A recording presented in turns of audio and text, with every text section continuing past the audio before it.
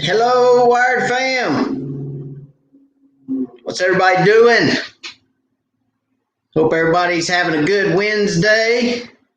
Let's see, what is today? The 28th, October the 28th. Guys, can you believe it's October the 28th? I mean, we're almost in November of 2020. Can you guys believe that? I don't know where this year's gone. It seems like it was January 28th, just last week. It's crazy how fast it's going. Guys, if y'all don't care, as you know, I always have to get caught up. My StreamYard's a little behind, but if y'all don't care, say hello when you get on. Let me know where you're from. I always like to see where everybody's from. I always like to say hello to you guys. So drop me a hello in the comments. Let me know where you're from.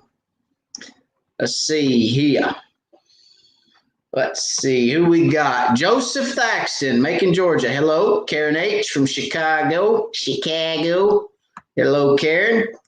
David Walls, Slaughter, Louisiana. David, are y'all Halloween fans in Slaughter, Louisiana? If I said that right, I think it's Slaughter. Looks like Slaughter, Louisiana. That's like Halloween Town, USA, isn't it? Getting ready for Saturday. A big old Halloween. Matthew Kofelt, what up? How's it going, buddy? Terry Gear from Middle Tennessee, hello. Jamie Nelson, Kentucky Lake, what's going on? Josh Sanders, hello. Mike S., what's up? Steve Moody, Trent Smith, Michael Lawrence, Stephen Martin, what's going on, guys? Got a Green River, Steve Moody from Green River. Did you fish the Crappie USA, Steve, that was up there recently? I think that's the classic, wasn't it?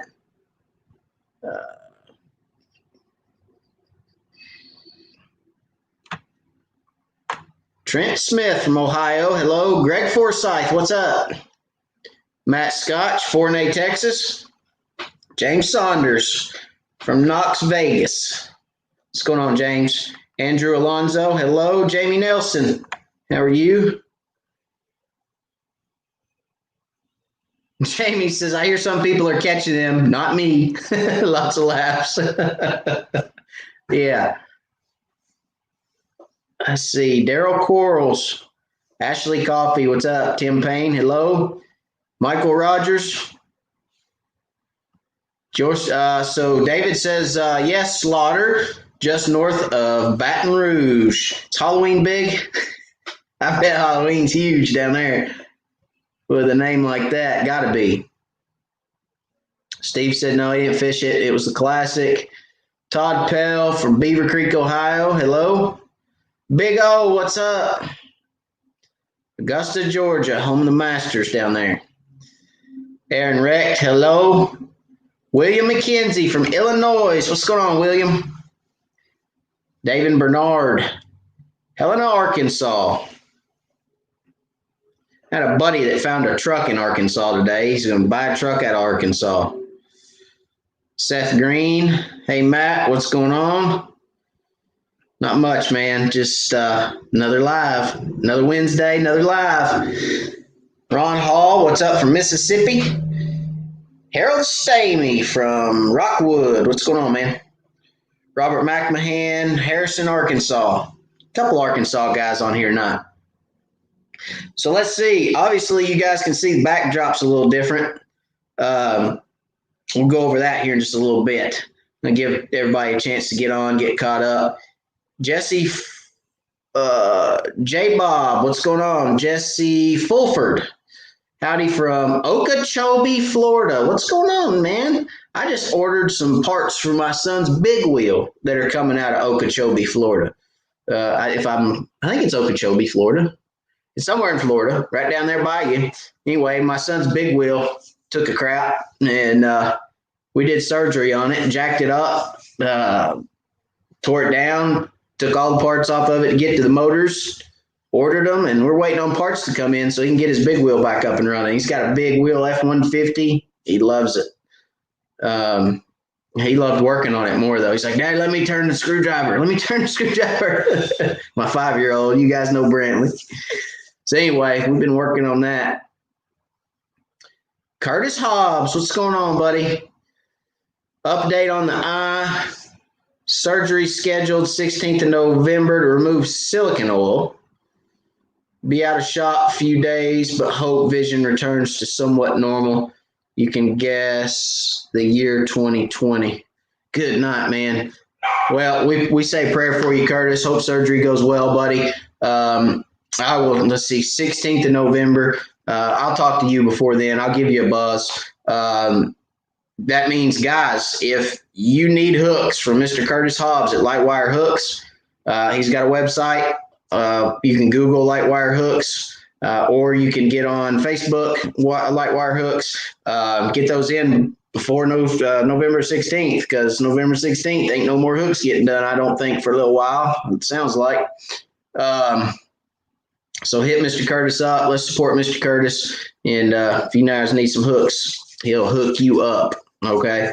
So give him a call. He's got a phone number. You can order online, whatever. But he'll hook you up. Dusty Ledbetter, Clark Range, Tennessee. David Moyer, Northport, Alabama. What's up? Robert McMahon, Crappie Expo. Can't wait. Who is going? I am. Crappie Expo's this week. Yeah. Obviously, I'm at home. I'm not going to the Crappie Expo. Branson, Missouri is not on my list of things that I need to go do this week. Great event. Can't say enough for the tournament and the expo and everything that's going on down there for the world of crappie fishing. It's extremely important to continue to grow the sport and grow crappie fishing. But I'm tapped out. I can't do everything, as you guys know. I ain't going to the Crappie Expo. Andy Perry, thank you for the super chat, Andy. I appreciate you, buddy. What's up, Matt? Happy belated B-Day to me. I know you keep finishing second in tourneys. I guess Marines are good at being second at everything.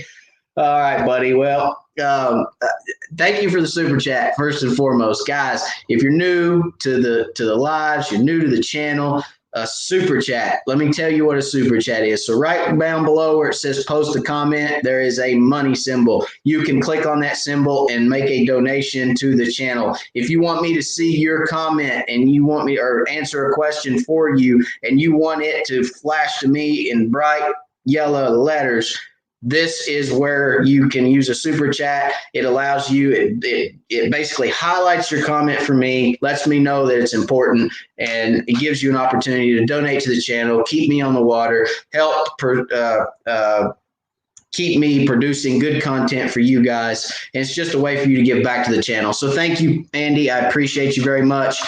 I appreciate the hard-earned money, and it will be put back into crappie fishing, I assure you. So thank you very much, Andy. I appreciate it. And now, let's talk about the comment about second place. Don't kick a man when he's down, Andy. Come on, man. Don't do that to me. What's wrong with you? Yeah, it's been one of them years. Hey, but look at it this way. We've had 2 tournaments, finished second in both tournaments, and as of right now, I'm sitting on top for Angler of the Year. So, yeah, I finished second, but Angler of the Year points don't lie, my friend. We're consistent. We're right there in the hunt. Every tournament, Angler of the Year, sitting on top. I like it. I really do. I'm hunting that trophy this year, guys. That Angler of the Year's got to come home with me. So, yes, second place in 2. But we got Angler of the Year on lock so far. So we're going to continue, hopefully, that pattern. Hopefully wrap up Angler of the Year this year. We're going to win a few along the way. So we'll see how it shakes out. Can't win them all, Andy. Can't win them all. Wouldn't be fun if you won them all. All right. Let's see what we got here. Slab Buster, what's going on? Here's a question. Jackie Jordan. Matt, what are the chances of starting at 8 now that it's getting dark earlier? Some of us have to get, I guess, up early.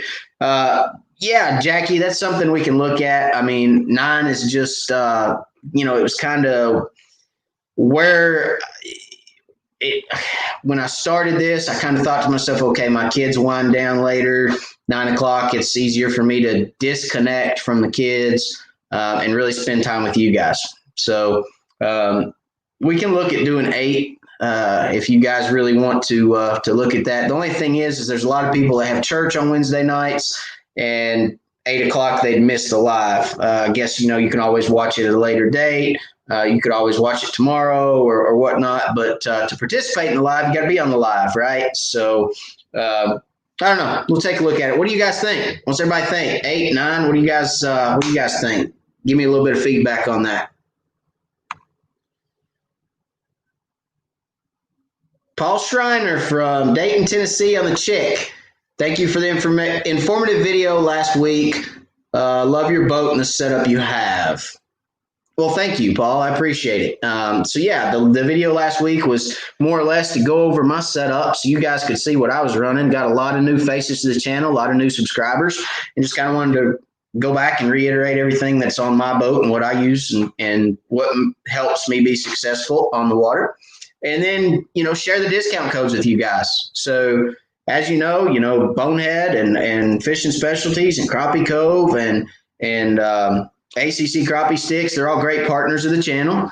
And, we provide those discount codes, or they provide those discount codes for you guys to save you a little bit of your hard-earned money.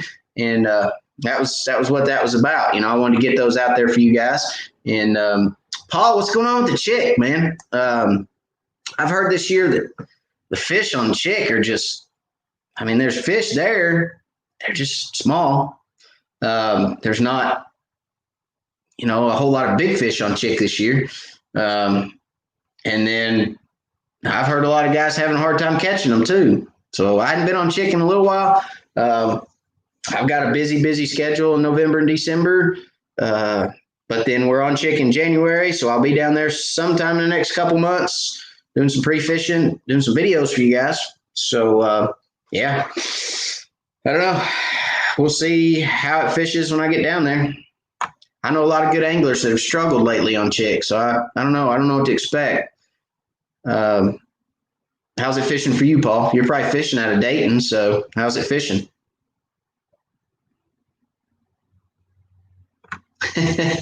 Andy said, keep it up, man. Thanks for letting me mess with you. Come on now. I'm sensitive. You can't mess with me too much. I get all heartbroken and distraught and lose sleep and get seek therapy and all that stuff. So be easy on me, man. Be easy.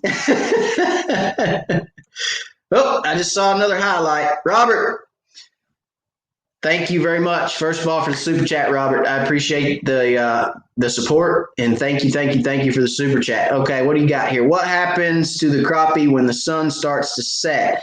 We are catching them on brush until the sun goes just below horizon. Then the bite really slows down.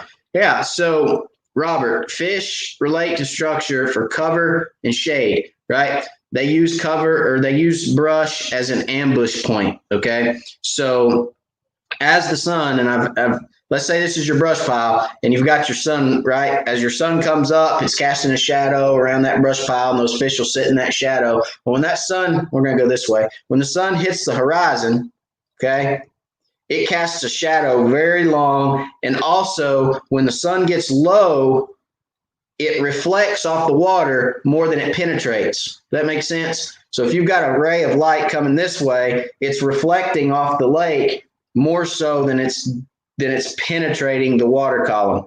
So when the sun's at noon, it's penetrating straight down into the lake and it's casting a shadow straight underneath brush, right? When it gets down here, it's reflecting and the shadow from the brush gets longer, so those fish can actually pull away from the brush and stay in the shadow. Also, when it starts getting dark, shadows go away because it's dark. And those fish will pull off brush and move up onto flats looking for bait fish. Okay.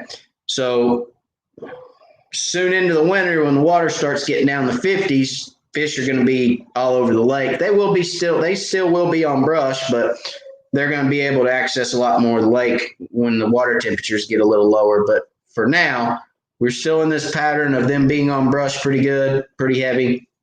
And they're going to pull off brush, move up onto flats, shallow flats, 12 to 15 feet. And they're going to be looking for bait fish to feed because they're going to feed all night, especially what moon phase are we in? I hadn't looked at the moon phase this week. I hadn't looked up in the sky either. Go figure. But especially on full moons, when the sky's bright, on days, bluebird days, when you're going to have a lot of moonlight, a lot of starlight and stuff, they're going to move up to feed at night. Okay. So that's why you lose a lot of fish off brush when the sun starts going down. Very, very good question. And thank you again, Robert, for the super chat. I appreciate it, buddy.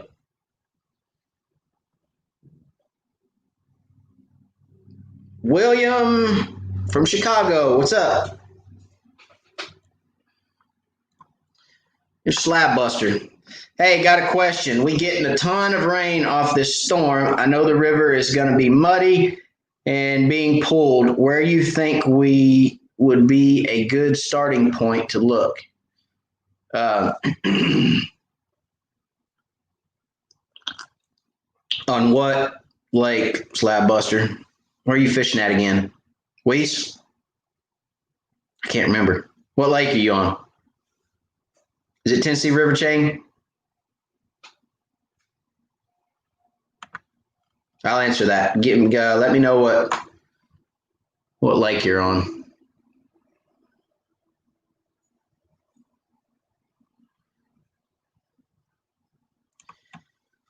Stephen from Holly Springs, North Carolina says, thanks for the great content and the latest on your boat and ACC rod setups in your last video. You're very welcome, Stephen.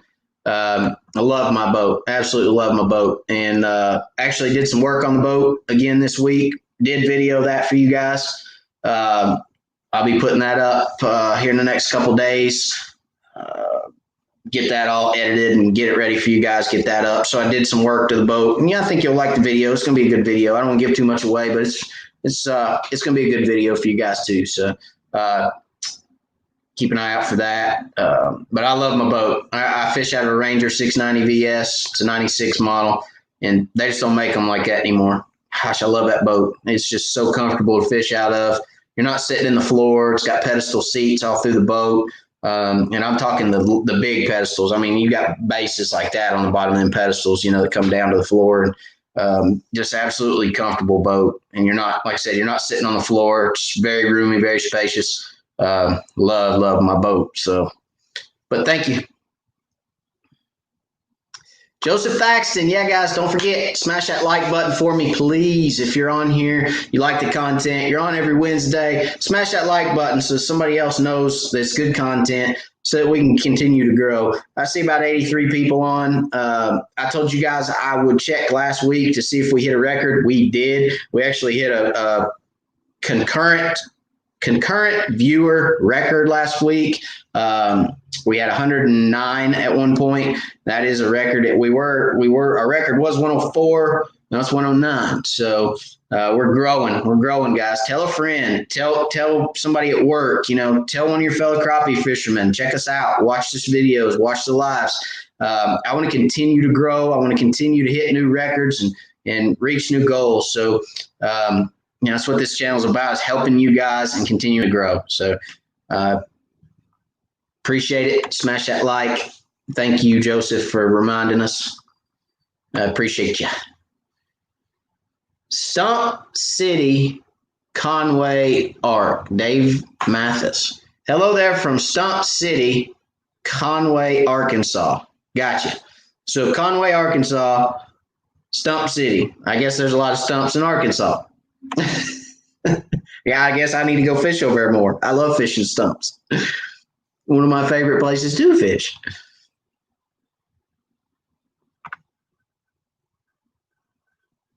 Aaron Recht, any tips on fishing muddy water this weekend in the Cottonport area? Woo, they're going to be pulling this weekend. The river, Cottonport is going to be wide open.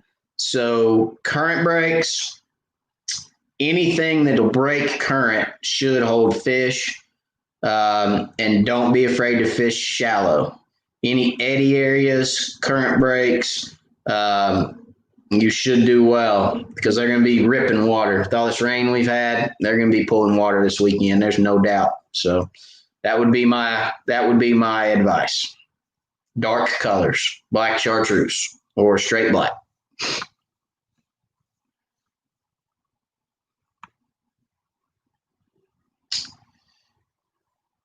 All right, real quick. Heidi Clark, what's going on, Heidi? Good to see you. Ray Arnold, thank you for all the information. You're welcome. Terry Landry, good evening. Hello. Michael Six, he says, hello, Matt. Love the show. Thank you, Michael. I appreciate you, buddy. Hello to you. Time changes this weekend. Yeah, thanks for reminding me. I hate time change. I wish they'd just leave it alone. Let it be daylight longer all year long. Can't stand time change. I'm a guy that likes to try to get stuff done after work. I don't like getting up, going to work. And yes, I work a full-time job, guys. I have to. I can't fish for a living. I wish I could, but I can't. I still work a full-time job. My wife is a beautiful stay-at-home mother.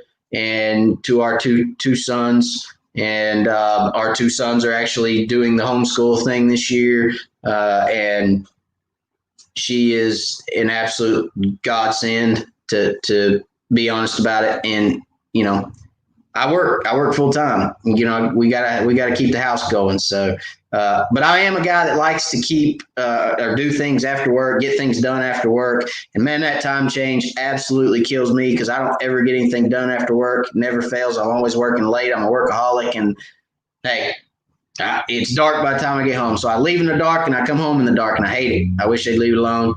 But yes, thank you, Matthew. Time does change this weekend. If you've got plans this weekend or going to do anything, make sure you set your clocks back. Don't be late.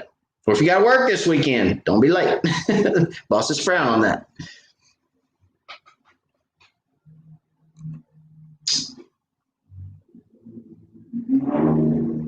Tim Thorne says, finally getting some rain, the lake coming up. That's good. I assume we want the lake to come up. Darren Roberts from Fort Worth, Texas. What's going on, buddy?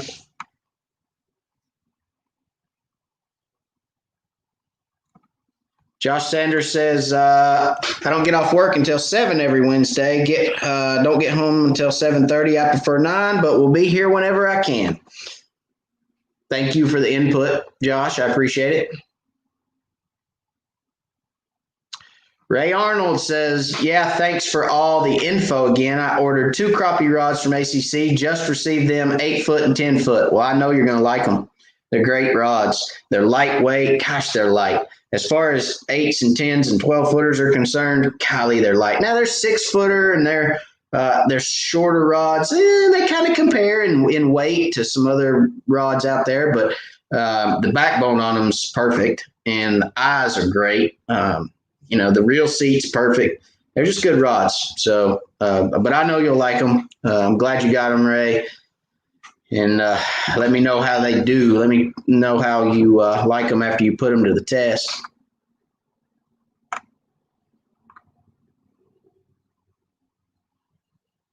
BA, how's it going? He says catching a bunch on Tellico, my home waters, old Tellico Lake. I do like Tellico. A lot of fish in Tellico. They might be small ones, but there's a lot of them in there. There's some big ones in there too. Ray says Halloween full moon. Actually, Halloween is the red moon. So for those deer hunters out there, you may know what the red moon is. Red moon is what sends the deer into a frenzy, getting ready for rut. So Halloween should be a good time to be in the woods in Tennessee. It's actually the youth weekend, so I'll have my kids in the woods. We'll see what happens.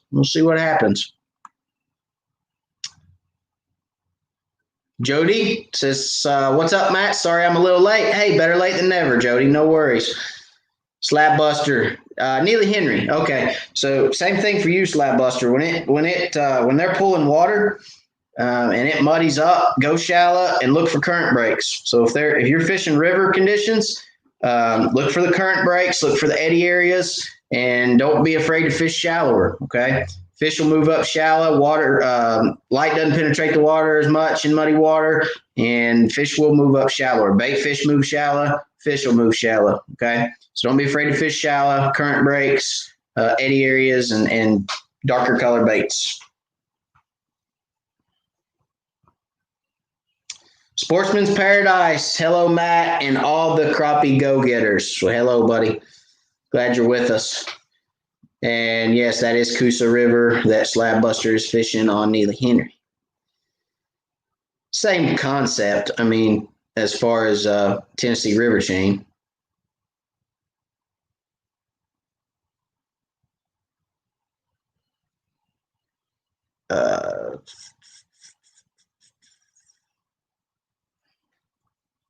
All right, real quick, I wanted to talk about everything you see behind me, on my head, on my shirt, my chest, hoodies, shirts, all that. Hang on. Saw another super chat, I believe. Mike S.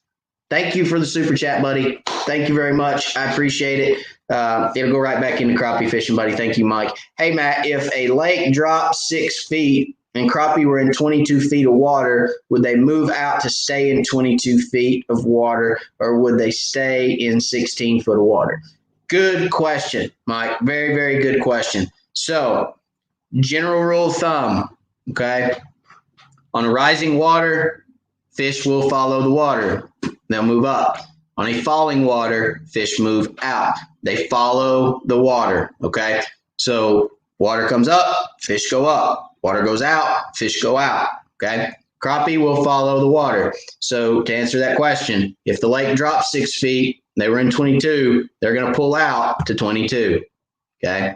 Now, as the lake regulates, they may move back in to that 16, but they're going to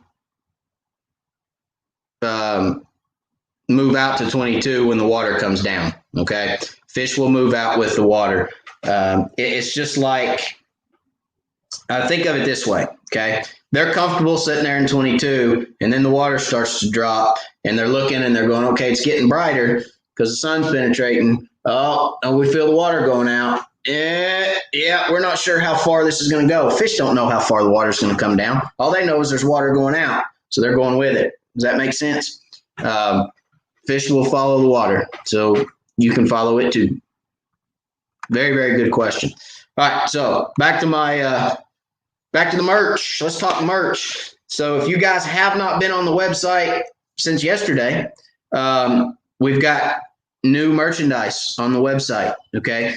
www.wiredforcrappie.com, okay? Actually, I will type it in down here in the comment section for you guys. You can copy and paste into your web browser. Wiredforcrappie.com. We've got the blue shirts, okay? This is blue, heathered navy. We got heathered red right here. It's actually heathered cherry is what they call it. Got the Wired for Crappie. And then we got the hoodies. Got the gray hoodies, Wired for Crappie. Got those in stock. Got the hats, Wired for Crappie hats, okay? Got white and black and gray on the website, ready to rock and roll for you guys to order, okay? And then let me show you this. Let me show you this cup. Let me show you this cup. You guys remember me showing the Bonehead, the silly print cup or silly pint cup? I liked it so much, we had to get some. Okay. Now that joker right there, I'm telling you, I love it. It's a great cup. Holds my sweet tea. Now, this is a bonus cup. You don't just get the Wired for Crappie logo. Let me show you guys something else. Ready? You ready for this? Ooh. Boom. Crappie Cove. Is that not a cool logo? I mean, that one I'm a little partial to. Yeah, I like that one a little bit more. But that one, ain't that cool? Look at that joker. Crappie Cove. So you get two logos on this cup, not just one. All right. Now that is the silly pint cup. Everybody knows about those. They're the silicone cups, got the marbling in it. Is that not neat? It's just a cool cup. So anyways, those are on the website. Check them out. I appreciate all the support. Go get yourself some, if you're wired for crappie fishing like I am, hence the name of the channel, Wired for Crappie. I'm wired for it, guys. That's where my passion is. Yes, I bass fished a little when I was younger, but I gave that up real quick because it was just too much like work, and I'm wired for crappie. Hey, that's just who I am. That's how my brain works. So if you're wired the same way, you gotta have some of this. You gotta have some merch. Okay, so go to the website, check it out. I appreciate the support, guys. If you have any recommendations for merchandise, guys, let me hear it. Let me hear what you guys like. Let me know what you want. If it's a camouflage hat, if it's a camo shirt, if it's a beanies. We got beanies coming, or toboggans, whichever one you want to call it. Beanies, toboggans, blah blah, whichever one. They're coming. They'll be here, I'm hoping, next week. So they'll get on the website. Check that out, guys. A lot of new stuff on there. You can order right there on the website. We'll ship it out to you. Again, I'm blessed with a beautiful wife. She is at home. She can stuff that stuff in a bag, throw it out UPS, come right to your door. You can be wired too. All right, so check it out. Go get you some merch, okay? Thank you. I appreciate it. And I know I'm missing all kinds of comments because I just see them ticking down. We're going to get back to it. Let me get back up here to where we was at.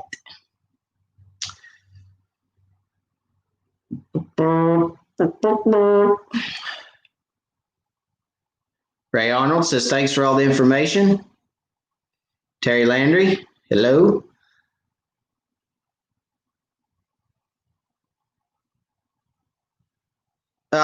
Let's see.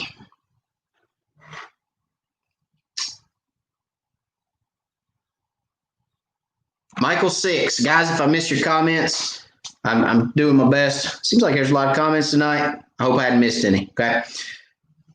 Michael 6, just got my Livescope. What's the best way to learn what I am seeing, shallows or deep water on brush? Well, Michael, I always hate to say this. I really do. I always hate to say, go watch my videos. It just seems wrong to me. But I do have some very good, I feel like they're very good Livescope videos out. Livescope introduction, Livescope settings 101. I've got some very good Livescope videos that'll show you how to adjust your Livescope so that you know what you're seeing or can tell what you're seeing. Check those out, okay? I will tell you this, my 2 cents, okay? Garmin pays some of the best engineers in the country to set up this technology, okay? So I've told y'all on the last video, Slab Buster, I'm about to get to you in just a second, by the way, my friend. I'm about to get to that comment. I'm going to put it up here. We're going to talk about that because that is the first thing from the truth. All right, so sorry, Michael. But yes, they pay great engineers to set up these systems. I have been running auto medium on my gain, and it has been extremely clear and extremely good. The thing about Livescope is every time you change depth, Michael, the gain has to change because gain, think of it this way, gain is the amount of power that transducer is putting out into the water. So if you're putting out just a bunch of power at 70, 80, 90%, and you're in 5 feet of water, there's so much noise going down there that you're getting this huge return, and it's bright and it's cluttered and it's nasty, and you're like, oh my God, what's happening? But then if you turn it down to 20%, you're just getting a little bit of power and you're not getting anything back. So it's just a black screen and you're like, where's everything at? So there's a medium there, okay? There's a medium that you've got to be in. And that auto medium on your gain adjusts that based on your depth, okay? Great engineers at Garmin. Trust them. After you set your gain, you set your TVG, which I leave off, time varied gain, I leave it off, and then your noise reject, I leave on medium because I want all the clutter taken out. Set it and forget it. You can move around the lake, and you don't have to. All you have to worry about at that point is your depth up and down, and your forward range out in front. Okay. If you're fishing a brush pile, you typically don't want to be more than 30 feet from it. You want to keep it inside that 30-foot range so that you can fill that screen so you can get a good, solid picture, big picture. Okay. And then you want your depth on your screen to be 2 foot deeper than your water. So if you're in 15 foot, you want to set it to 17. That way you get just a little bit of bottom, but you utilize the entire screen. Okay. That would be my fast Livescope rundown. But again, watch those videos, buddy. I think they'll help you out. Okay. I got a super chat. Where'd it go? Where'd it go? Paul. Thank you, Paul, for the super chat. I appreciate it very much, buddy. Thank you for the hard-earned money. I know it doesn't come easy to any of us. I appreciate it. It's a blessing. Thank you very much. It'll help keep me on the lake going. I thank you very much, Paul. You have a blessed night. And thank you, thank you, thank you. And I don't see a comment, but if you lay one out, I'll answer it for you.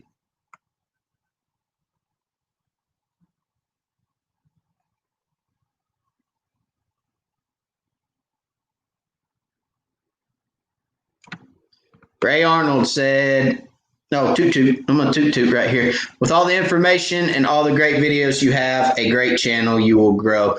Thank you, buddy. I appreciate it very much. I hope so. I really do. Look,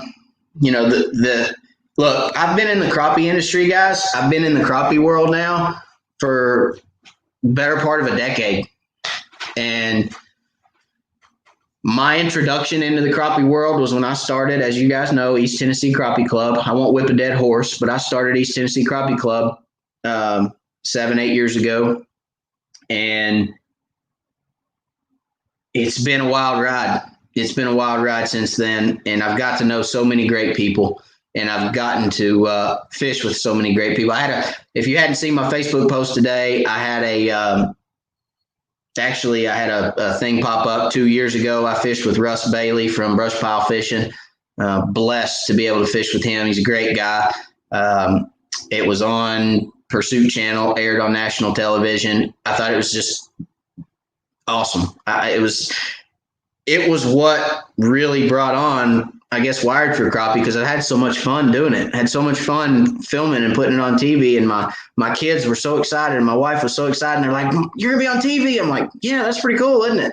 Okay, yeah, let's watch it. Put it on, and be like, and then it starts, and you're like, "Shh, don't interrupt. I'm watching this." So it was just so cool, and I guess that was kind of how I got started with the whole YouTube thought. That was 2 years ago. And then we talked about it. My wife and I, talked about it, and she said, do it. And it's like, I don't know. You think? So anyway, it never hurts to look back at where you came from and where you're at. And I'm just blessed all along the way. And I have a lot of knowledge. I feel like I have a lot of knowledge. I enjoy sharing it with you guys. So thank you, Ray. I appreciate it. I hope we continue to grow. Who knows where we'll be this time next year? We'll see, because I'm not stopping. We're going to keep going. We're going to keep teaching, and we'll see where we go. Sky's the limit, buddy. You never know. So that takes us into Slab Buster's comment. Slab Buster, what's up, man?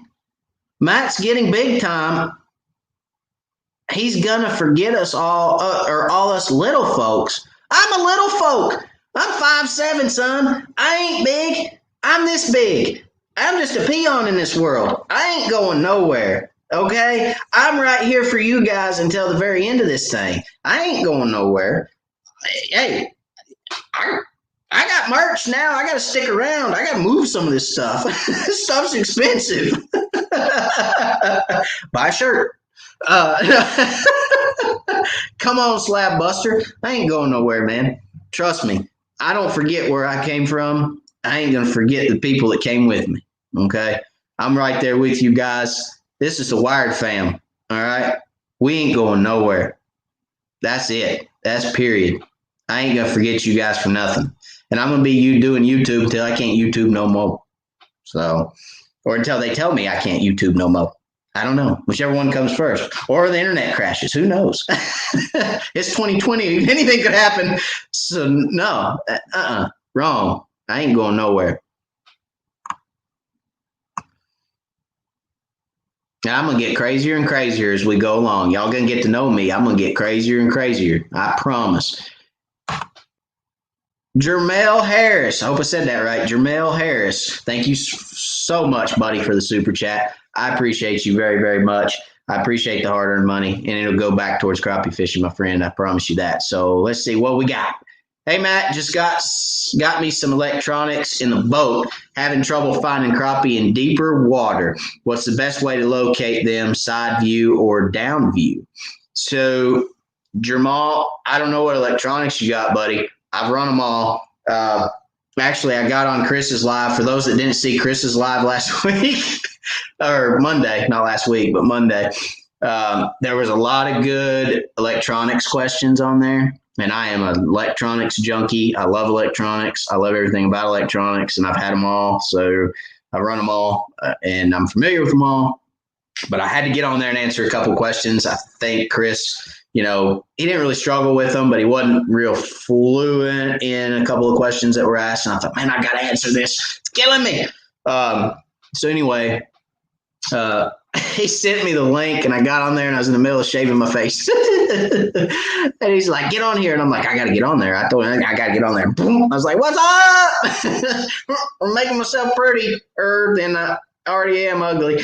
Yeah. So anyway, it was pretty funny. But no, not sure what electronics you got, buddy, but finding crappie in deeper water. The biggest mistake I see, Jermel, is people get side view. They watch these videos on YouTube. They think you can run that thing out 100 or 120 feet on either side of the boat. And then they're like, I can't find anything. No, you can't find anything because you got a 9-inch screen. You run 100 feet out the side of the boat, and your trees are literally the size of the tip of that hook. That's how big your trees are right there. That little bitty part right there. You can't see it because it's too small. So my number one piece of advice for you is when you're running your side view, keep it on 50 feet. 50 feet, that's it. I don't know what size unit you got, but if you got anything bigger than a 7, 50 feet. If you got anything under a 7, I'd go 40 feet. The less you look out to either side. I mean, look, if you're looking out 50 feet on either side, Jermel, you got 100 feet of water covered. It's a pretty good amount of water. So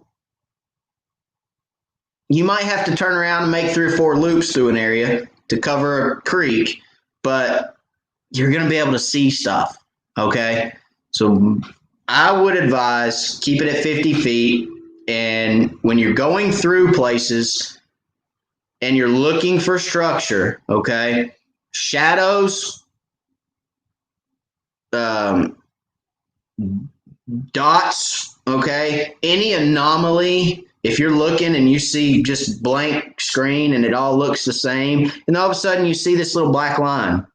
Oh, wait a minute, what's that? It's something. That little black line, keep in mind, guys, wood sucks up water, right?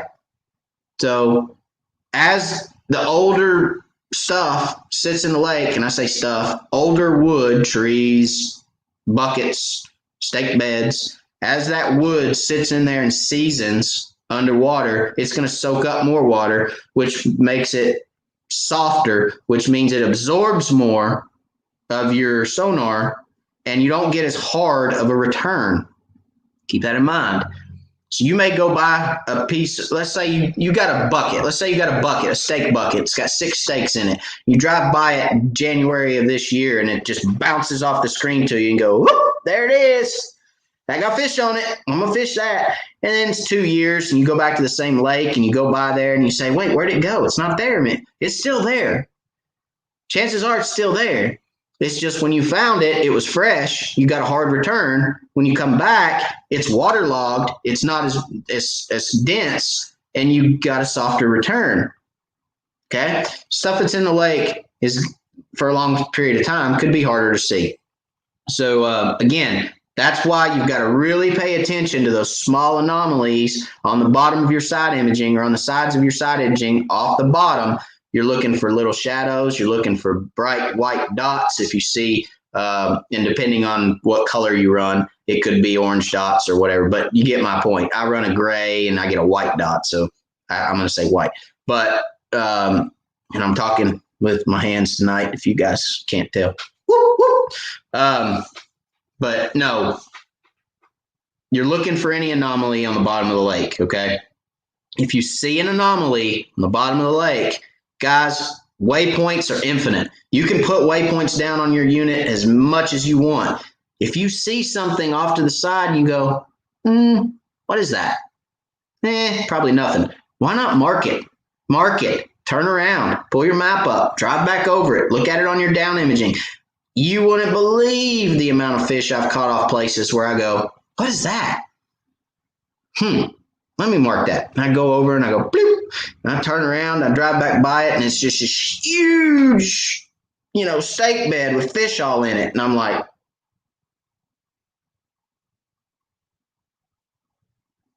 where the fish at?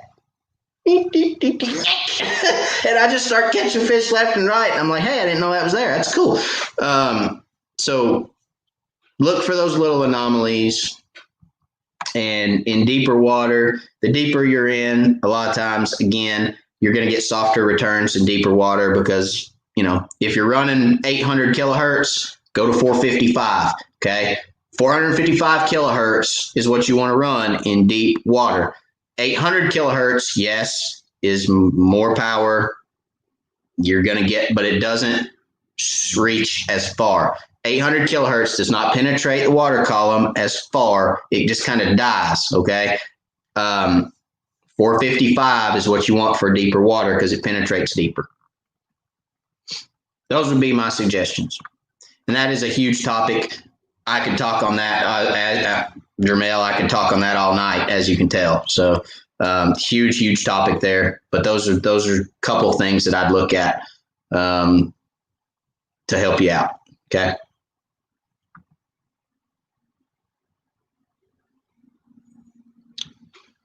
Let's see. Let me go back up.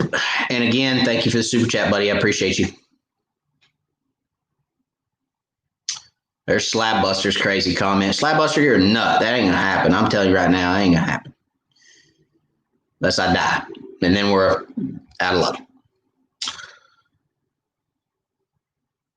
Ricky, I'm sorry. Hey, with a last name like Zenas, I get it too. I'm not even going to try that. I apologize because I will butcher that. I guarantee it. With a last name again, Zenas, that right down there in the bottom of the screen, right down in there. Xenos. It gets butchered all the time. But, buddy, I ain't trying that one. So Ricky says, what's up for, here it is. I'm not even trying. All right. What's up for Hernando, Mississippi? When you coming down to Mississippi to catch some real dogs? Well, Ricky, I prefer catching crappie. I don't really want to catch dogs, but I'm just kidding. No, look, there's so many different places I've got to go fish. I know you guys are scattered out all over the country, and everybody likes to see their home lake being fished and videoed and some big old fish coming out of their home waters. I'm going to do it, okay? I'm going to do some trips. I'm going to make some weeks, some Gunnersville, I want to go to Lake Lanier, guys. Is there any Lake Lanier guys on here? Anybody down there fish Lake Lanier? I grew up on Lake Lanier. I have pictures. I was born in Atlanta. I've told you guys the story of my life a million times. I'm not going to do it again, but I was born in Atlanta, grew up on around Stone Mountain, Lake Lanier. I remember, I've got pictures. I've got baby pictures of when I was like 3 and 4 years old with this big old orange life jacket on, bigger than I am, strapped up and wrapped up and everything, standing on the front of a boat, just standing there with a Mickey Mouse pole. Their little red and white Mickey Mouse poles, just standing there like I was doing something, like I was big time, just standing out there, just rolling with it. And I want to get back to that lake so bad, so bad. But guys, I got kids. I got a wife. I got a job. I mean, it's so difficult to make all these trips happen. But I'm going to. There's a bucket. There's a big bucket, but it's going to start getting smaller because I'm going to start doing some of this stuff. I actually looked at a little truck bed tent the other day, and I showed it to my wife. I'm like, look at this. It's funny, guys, because we're taking the kids hunting this weekend. She's like, "You're only staying at the camp one night. You know, what do you need that for? You don't need that. What do you need that for?" And I'm like, scratching my head the whole time. I'm like, I don't want to tell her really that I want to do all these trips yet, but I really like to have that. Now she probably knows because she's probably watching this right now. But I'm like, I'm gonna leave that alone tonight. We're not going there. So anyway. So much I got to do, but yes, Mississippi is definitely on my bucket list. Big 3 down there, huge crappie down there. Trevor Butts, what's going on? Have you got the new ACC crappie stick, 13-foot rear grip with the super grip that haven't dropped yet? Well, I can't confirm or deny that yet. Okay. No, I can't talk about that really right now, Trevor. I'll tell you this. I don't have an opinion of it yet, okay? Check with me in a week or two, and we'll see, okay? I don't have an opinion yet. But yes, they are coming out with one. It's going to drop soon. It's a beautiful rod. It is going to be a surefire Livescope rod. There ain't no doubt about that. It is going to be a good tool. So, J Bob, been on some big hungry specks in the canals running into north side of Lake Okeechobee. They have been in big schools and very aggressive, biting any color any way you show it to them. Man, Okeechobee is a completely different world of fishing. I mean, it's like Reelfoot. You guys are fishing canals and lily pads and shallow water bays and just all this different stuff. Reelfoot's a lot like that. Average depth on Reelfoot is 5 feet, and you're fishing lily pads and canals and bays and just cypress trees. Knots and knees and all kinds of different stuff. It's crazy. It's a different world out there. But yeah, it's amazing fishing. I mean, Okeechobee is a whole lot bigger than Reelfoot, first of all. But a lot of the same type of fishing, and if you hadn't fished lily pads before for crappie, Okeechobee and Reelfoot are insane. Reelfoot, you idle your boat right into the lily pads, and when you don't want the motor to cut lily pads, but when you get to the edge of the lily pads, you just throw it neutral and cut your motor off and let yourself coast into the pads. And you literally just get up on the front deck and you take a stump bug or a crappie magnet or something, tip it with a wax worm, and you just start hitting holes. Take a 12-foot rod and you just start hitting holes.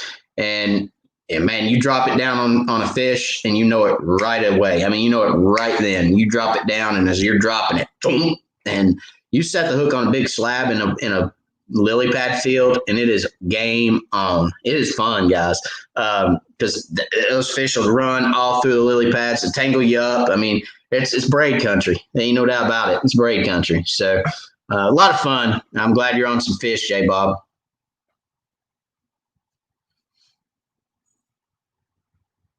Tim Thorne says, drought in Missouri for quite a while. This rain is great. Lake of the Ozarks, 2 feet below normal.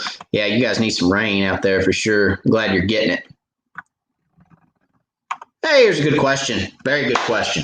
Jody Gazaway, what do you use to keep your plastic baits from drying out? I heard mineral oil works good. Yes, mineral oil does work good. Worm oil. If you Google worm oil, they actually make an oil for baits. It's called worm oil. So don't know why it's called worm oil, but it's called worm oil. So check it out, Jody. It works good. Now, let me tell you guys this, okay? I probably need to do a video on it, on how I store my baits. I'm not a take my baits out of a pack guy and throw them in a box. That don't happen. No, those that have fished with me know that don't happen. I'd have to have 437 boxes. No, I'd have to have 1,437 boxes. I got more baits than Bass Pro Shop. And anybody that's fished with me, please tell everybody right now that I have more baits than Bass Pro Shop. I've got a compartment in my boat that's so big, plus all this behind me, plus the garage, plus the drawer over here, 3 drawers over here that are full. I got more baits than baits got baits. You understand? So I can't literally put them all in a box. I just ain't gonna happen. And I'm a tournament fisherman, so I gotta have everything at my disposal right then, right there. I gotta have it. If I think to myself that something's gonna put some fish in my boat on tournament day, I got to have it. So, with that being said, I rock my baits out like this right here. That's how they're sold. That's how I rock them. These go, I have Ziploc bags in my boat, and I fill Ziploc bags up with the baits. Now, when I say Ziploc bags, I'm talking 2-gallon Ziploc bags, big Ziploc bags, big heavy-duty freezer bags, okay, Jody? And I put these straight in it.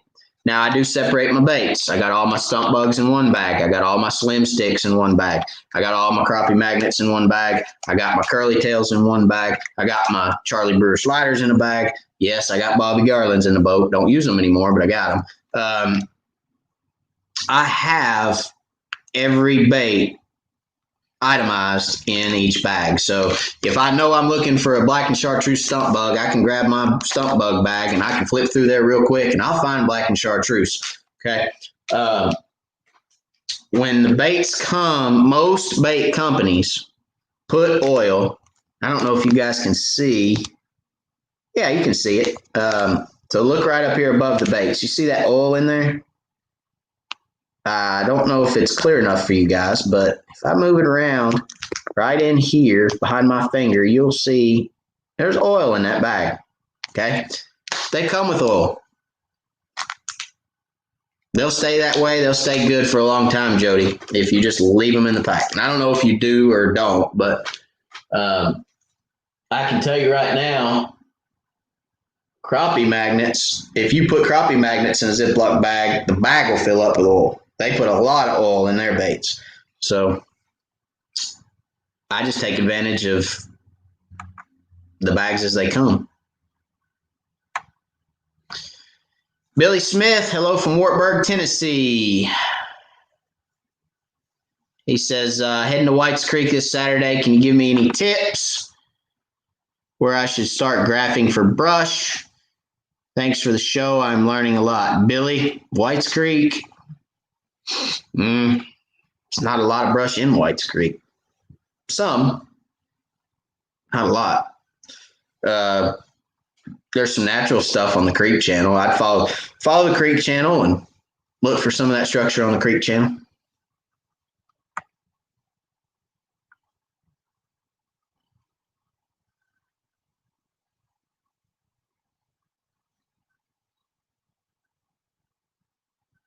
Joseph says, so glad to see hoodies are out on the website. Love it. Good job. Just ordered mine. Thank you, Joseph. I appreciate it, buddy. I'll get that out. We will get that out. Me and my wife, my old wifey. We'll get that out to you tomorrow. Obviously, it's 10 o'clock, so I won't get it out today, but we'll get it out tomorrow. So I appreciate you, buddy. I know you'll like the hoodie. They're great hoodies. They really are. The hoodies have the logo on the front. The shirts have logos on front and back. So let me show you guys the back logo. You guys didn't see that. There's your back logo.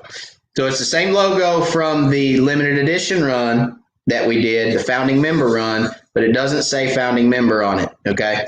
But it is the same logo. Great logo. Love the logo. It is sweet. Oh, there it is. There you go. There's your back, and there's your front. Okay, guys? Woo-hoo. Bam. What? So, love the shirts. Love the hoodies. They're right on. Thank you, Joseph. I appreciate you, buddy.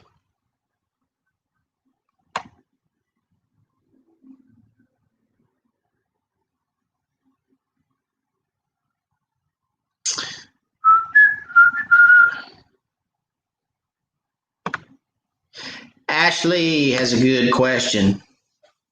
Ashley says, I've seen you use the 30 amp hour lithium battery. Yes, from Amped Outdoors. You are correct.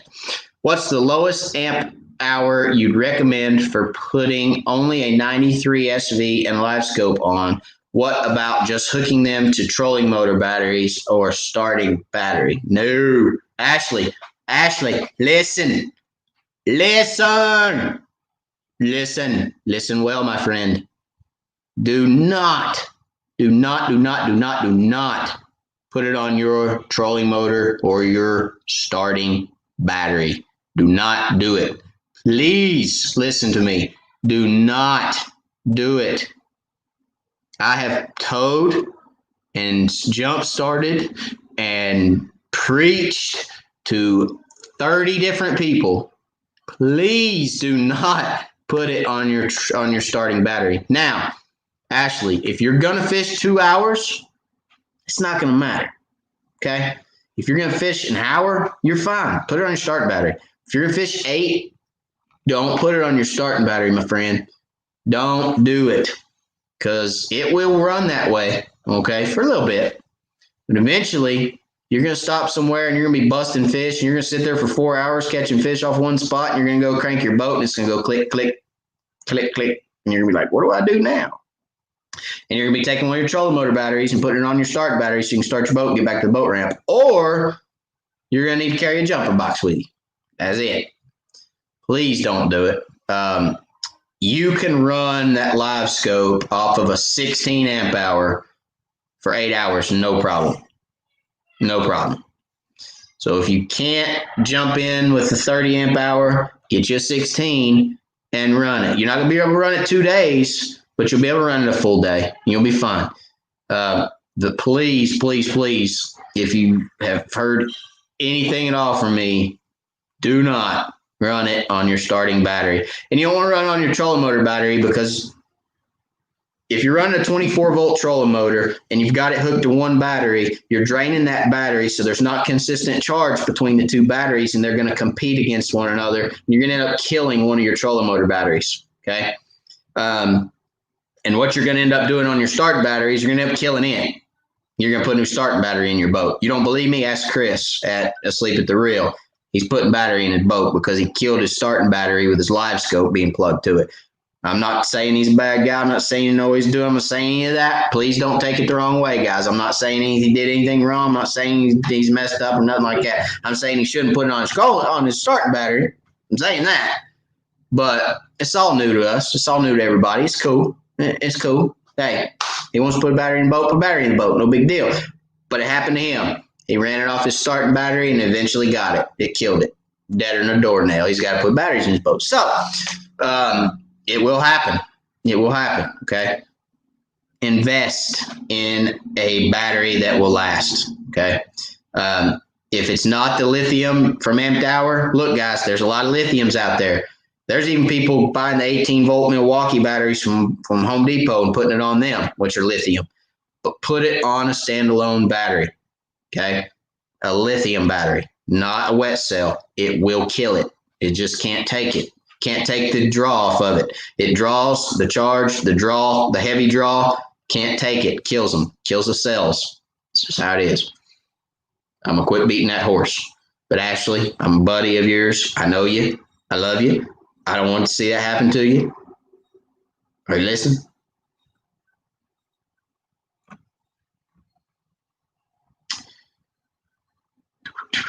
Jamie Nelson. We had a 30-degree cold front come through in 2 hours last Saturday. Any tips for those conditions? Fish the bottom of the lake.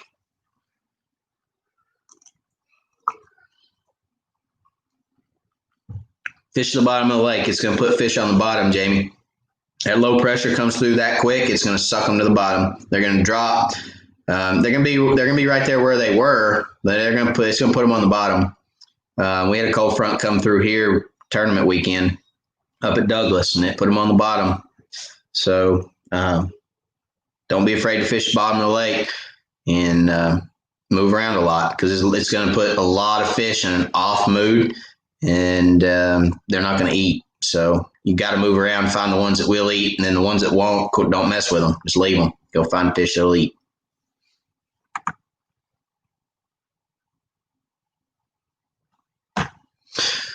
Steve Moody, where can you go for seminars on the Helix Mega Image? What kind of seminar are you looking for? Just a setting seminar, a rundown seminar? I'm assuming probably more along the lines of settings and how to operate it. Call Humminbird. They've got some great reps that are doing seminars all the time. I used to have a guy's name that I used to talk to all the time. I can see his face. I've met with the guy a million times back when I ran Humminbirds, and I can't remember the guy's name to save my life right now. Geez, Zooey. Fuzzy.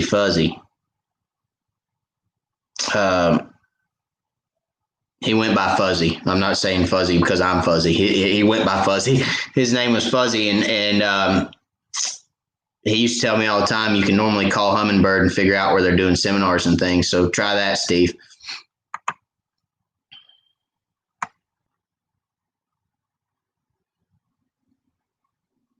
Yeah, there we go. Ashley said Jamie Nelson. If the pressure bottomed out, also the crappie will be, well, the pressure bottomed out. A cold front is a low pressure. So cold front's a low pressure. The pressure dropped. The crappie will be on the bottom right cover. I learned that the hard way a couple weeks ago. So I told you, we had a cold front come in right before Douglas tournament. Ashley was there. He remembers. See, I told you, Ashley, if I let you learn it the hard way, you'll remember it. You'll always remember it. It'll never fail you. You'll always remember it. I told you. You thought I was kidding, but I was being serious. Uh-oh. Spoiler alert. Joseph says Bass Pro has the Garmin 93 SV and Black Friday ad for $5.99. FYI, if anyone's looking for one. I hadn't seen their Black Friday ad. I was looking for it the other day. I know they had the 93 SV in it last year for $5.99, but I hadn't found the 2020 one yet. I didn't know they were out with the 2020 one yet. I generally look at those because it's a good time to pick up some good stuff.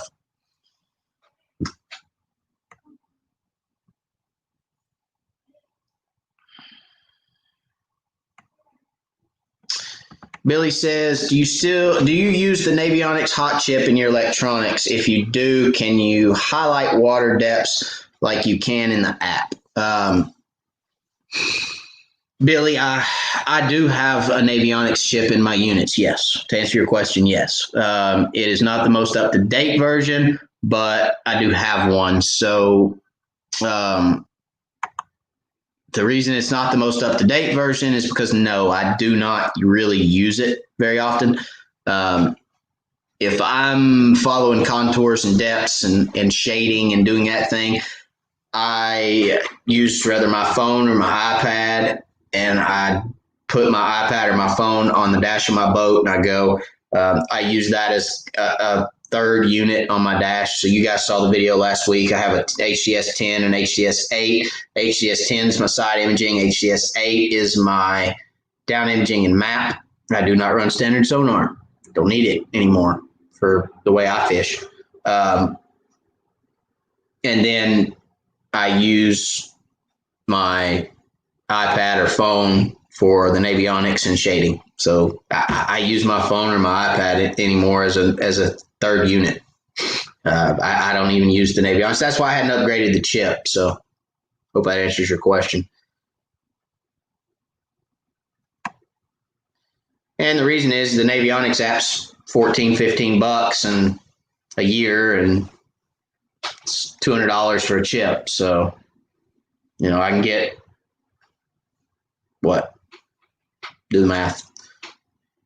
15 years before I pay for one chip that's going to expire in 3 because they're going to redo it. That app never expires. They update it all the time. All right, Eric says, what's up for everyone? Cookeville, Tennessee here. What's going on, Eric?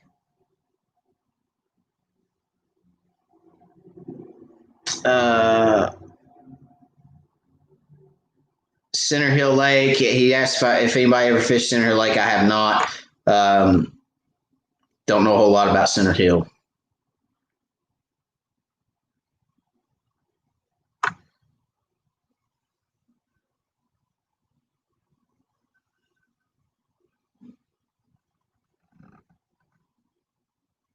Sure. John C. says, apologize ahead of time. As a California crappie fisherman, I am unfamiliar with the Midwest and Southern terms for techniques, i.e. long line, single line. Would you mind a quick overview of what the basic names of techniques are? Sure. So, John, techniques, you've got long line trolling. Okay. Long line trolling is when you take rods. Generally, you have 8 rods. You've got 2 12s, 2 10s, 2 8s, and then 2 6s straight out the back. You've got typically 2 jigs tied on either line, and you make a long cast out the back of the boat as long as you can. Set the rod in the rod holders, and you troll. You follow the creek channels, flats. You're looking for suspended fish. That's long line trolling. And then you've got single poling, which is one pole, rather casting the brush, vertical jigging brush. Vertical jigging is straight up and down. Casting, obviously, is casting brush out in front of the boat or to the side of the boat. Another form of single poling is shooting docks. So one pole in your hand, you're taking a jig. You take that jig in your hand, you hold the hook right like that. You pull it back, okay? Put a bow in the rod, and then you've got your line in your finger, and then you let go of the jig and the line at the same time. It shoots that jig up underneath the dock, and you catch fish out from underneath shaded docks that way. That's another form of single poling. You've got planer boards, which I have some of right here. It's similar to long line trolling, except for you put a planer board on your line, and this angle right here that you can now see, this angle on the front of the board, what it does is when this is in the water sitting this way, it actually pulls your jig out to the side of the boat, gets it away from the boat, and then you put your line out behind the board. So you got planer boards. That's one technique. You got spider rigging. Okay, spider rigging is when you've got 8 rods that are straight out the front of the boat. They're generally 12, 14, or 16-foot rods out the front of the boat, and you're just very slowly pushing those around, whether tip of jigs or minnows. And you're just kind of moving around real easy, again, looking for suspended fish, looking for them to bite. So that's spider rigging. And you've got some other techniques as well. With Livescope now, obviously, I guess live scoping is a technique, right? So you've got your Livescope, and you're looking for fish, you're looking for brush, and then you're presenting a bait to those fish via casting or vertical jigging with a long rod. That's pretty much a rundown of techniques for the most part. I don't think I missed any. If I did, I apologize, but that's what we call them. That's how we crappie fish, and down here we do it all. The only thing I'm not set up to do anymore is spider rig. Spider rigging is just so mundane for me because I'm moving so slow. I like to move a little faster than that. But crankbaits. Let's not forget crankbaits. My gosh, how did I forget crankbaits? So crankbaits is the same as long line trolling, basically, to a certain extent. There's 2 ways to do it. Long cast out the back of the boat, pulling crankbaits at 1 mile an hour to 2 mile an hour, or fishing a crankbait with an inline weight, which I've showed you guys on one of my videos, put an inline weight, 3 ounces, 2 ounces, or 3 ounces, then put a 3-foot leader to your crankbait, drop it right down below the boat, and pull them, because you're generally pulling them deep, so it doesn't affect the crappie as much. And you can pull crankbaits to catch crappie. So a lot of good techniques, okay? And I saw a super chat pop up. Let me go down here. Steve Moody. Thank you very much, Steve, for the super chat. I appreciate you, buddy. Thank you. It's a blessing to me, and I appreciate it very much, Steve. Thank you.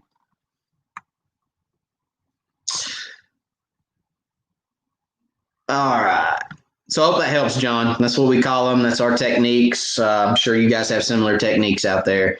But, I guess I keep remembering. Float and fly. Put a float on. I don't know how I forgot all these. Float and fly. A float above a fly tipped with a minnow, sometimes not tipped with a minnow, generally 2 flies. Throw it out, pop, pop, pop, pop, set. Pop, pop, pop, pop, let it set. Pop, pop, pop, pop. Again, you're catching suspended fish in the winter. Generally, it's a winter technique. Some people use it in the spring, fishing over brush. They, float and fly. What you'll see a lot of times is those fish will come up and that float will just lay over sideways. There's a fish on there, you set the hook, or it will pull float under and you set the hook that way. Float and fly is a good one. Slip floats and a minnow. I guess I forgot those because I'm not a real big minnow fisherman. I do use them, but I'm not huge on it. I'll use them in some tournaments if I know it's going to be tough.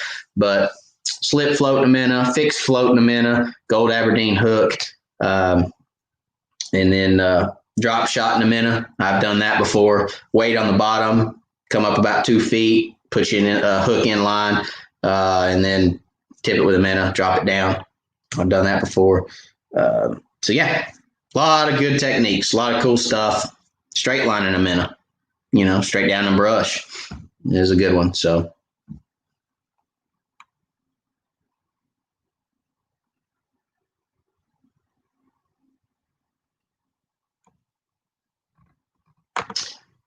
Trevor Butts, I know they drop on 1.5 at the expo. I accidentally got a hold of one on a guide trip. Money. Drop on 1.5. What are you talking about, Trevor?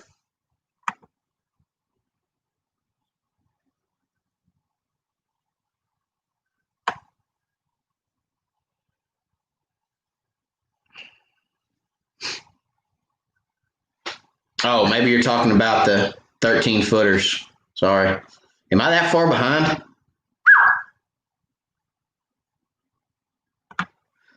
Paul says, Matt, what is the procedure to join the club? I apologize for not being more and more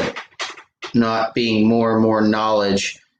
I would like to join. So, Paul, we have a Facebook page. It's East TN Crappie Club. You can shoot a message there, and we'll get back with you, or I'll get back with you because I answer the messages.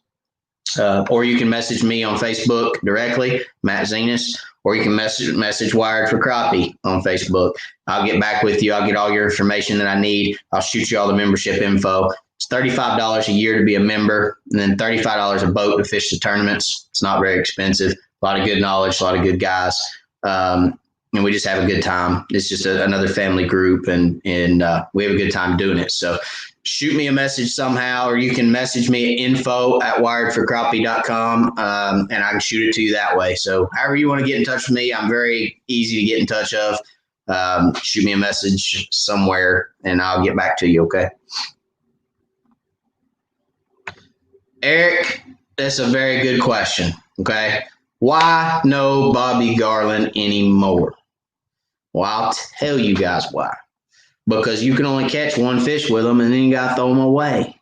Because they're so soft that they rip on the first fish. You can't shoot a dock with them. You shoot a dock, and the first time it pulls it off the barb, you're done. Done. I don't want to pay $4 or $5 a pack for something that I can only catch 15 fish with. That's simple. That's why. And I'm sorry, Bobby Garland, I'm not knocking your product. They do have a good product. It does catch fish. They do have some good colors that catch fish. But from a pure durability standpoint, Bonehead is where it's at. Those that have used a Bonehead bait can attest to this. Again, they stand up. You can catch 50 or 60 fish on a Bonehead jig and keep catching them. I mean, they are very durable, but yet they still have all the action that you need to get bit. So that's why, Eric, is just durability, my friend. Other than that, they're good baits. They're just not durable at all. Ray says, hey, give me a price. I will buy your Bobby Garlands. Well, I didn't say I was selling them, Ray. Because, again, guys, I'm a tournament fisherman, and trust me, if my fishing partner pulls out a monkey milk Bobby Garland and goes to busting fish and I can't get anything to bite, guess what? I'm a tournament fisherman. We got to put fish in the boat. We're going to do what we got to do to put fish in the boat, okay?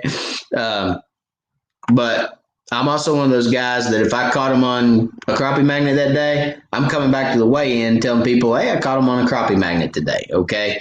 Um, I believe in transparency. I believe that's why I got everything back here. Okay. Now, my go-to is a stump bug. I will fish a stump bug 90% of the time because they catch fish, and that's my go-to. But that 10%, where's Ashley Coffee at? Ashley, at the Douglas tournament, what I tell everybody our best color was? A Zoe's Glow crappie magnet. That was our best color that day. We tried everything. We tried black and chartreuse, white and chartreuse, purple and chartreuse, slick, moon dust. I tried every stump bug I had. But at the end of the day, I threw a Zoe's Glow crappie magnet on my jig head, and I dropped it down there, and wham. And I dropped it back down there, wham. I dropped it back down there, wham. I caught 10 in a row, stuck with it all day, rolled with it. Now, later in the day, went back to a black and chartreuse crappie magnet, or not crappie magnet, black and chartreuse stump bug, and started catching them on it. So I told everybody, hey, that was another color that did good for us because later in the day, we caught a lot of fish on it. But I believe in transparency. So, there are good baits out there. And if the fish want a Bobby Garland, that's what I have to give them. That's what I'm going to give them. So, no, Ray, I'm not selling them. But I appreciate your offer. Yep. Fishing with Camo Joe says the same thing. Plastics are too soft, tear up easy. That's it. They're just too soft. Crappie Express, what's going on? It says, how about a jig giveaway to help get rid of some old ones? Well, guys, I'm going to say it again. I'm a crappie fisherman. I can't get rid of anything. Because at the end of the day, we're out there to win it. We're in it to win it. We got to do what we got to do. Mike says, yeah, pumpkin and chartreuse. So for those that don't know what Mike means by that, I bought every pack of pumpkin and chartreuse crappie magnet, or not. Why do I keep saying crappie magnet? I bought every pack of bonehead stump bugs in pumpkin and chartreuse that they had when they discontinued them. And I'm holding on to them like nobody's business. I ain't going to let them go. I'm holding on to them like they're my last child getting ready to go to college. I ain't letting him go. Staying home. That's a bad analogy. I'm kicking him out. I'll be gone. Freedom! No, but can the parents in the house give me an amen? No, but I'm holding on to them for sure. They ain't going nowhere. So anyway, but hey, on the pumpkin and chartreuse stump bug front, I asked you guys who would be interested in buying some if I could make something happen. And I'm hoping we're going to do that. I'm hoping something's going to happen. I can't say it is, but I've made a play. I've played the chess piece, and I'm just waiting to see the response. So I don't know. We'll see. We will see. I like to think it's promising, but I don't know. We're going to find out.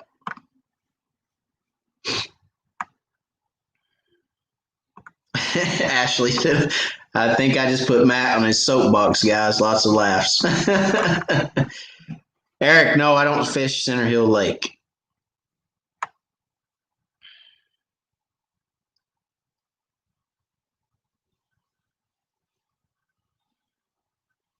Dustin says, love my Amped Outdoors battery, 30 amp hour. Thanks for suggesting it. You're welcome, buddy. A good battery.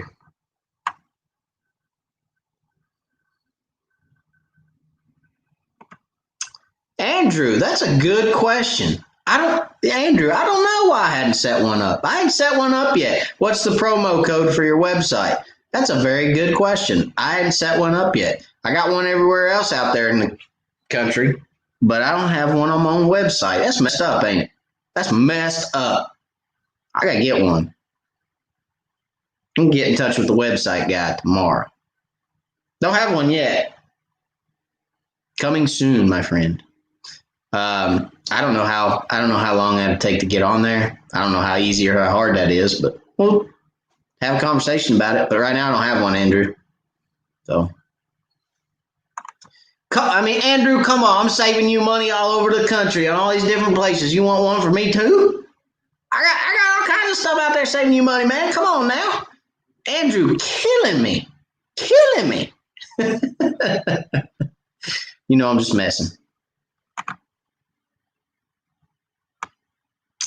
All right, I hear you. I hear you. Slab Buster. Hey, Matt, if the pressure is high, do they go deep? I've had discussions on this, but I can't remember the high-low pressure deal. No, high pressure generally will, a rising pressure will generally get fish active. A high pressure is not going to necessarily put them deep. A high pressure, they're not going to do. A low pressure puts them in a funk. A high pressure, they're not really going to move either way, Slab Buster, up or down. They're just going to get, they're going to be a little more spunky, and they're going to sit tight to cover during a high pressure. They're going to be very tight to cover because a high pressure generally means bluebird, right? Generally means not a cloud in the sky, as high pressure as they can get. And when there's not a cloud in the sky, there's a lot of light, a lot of sunlight, so they're going to suck tight to cover. So they're not necessarily going to go deep. They're just going to suck tight to cover, okay? Very good question. Docks. I know you like docks. Docks. Shade.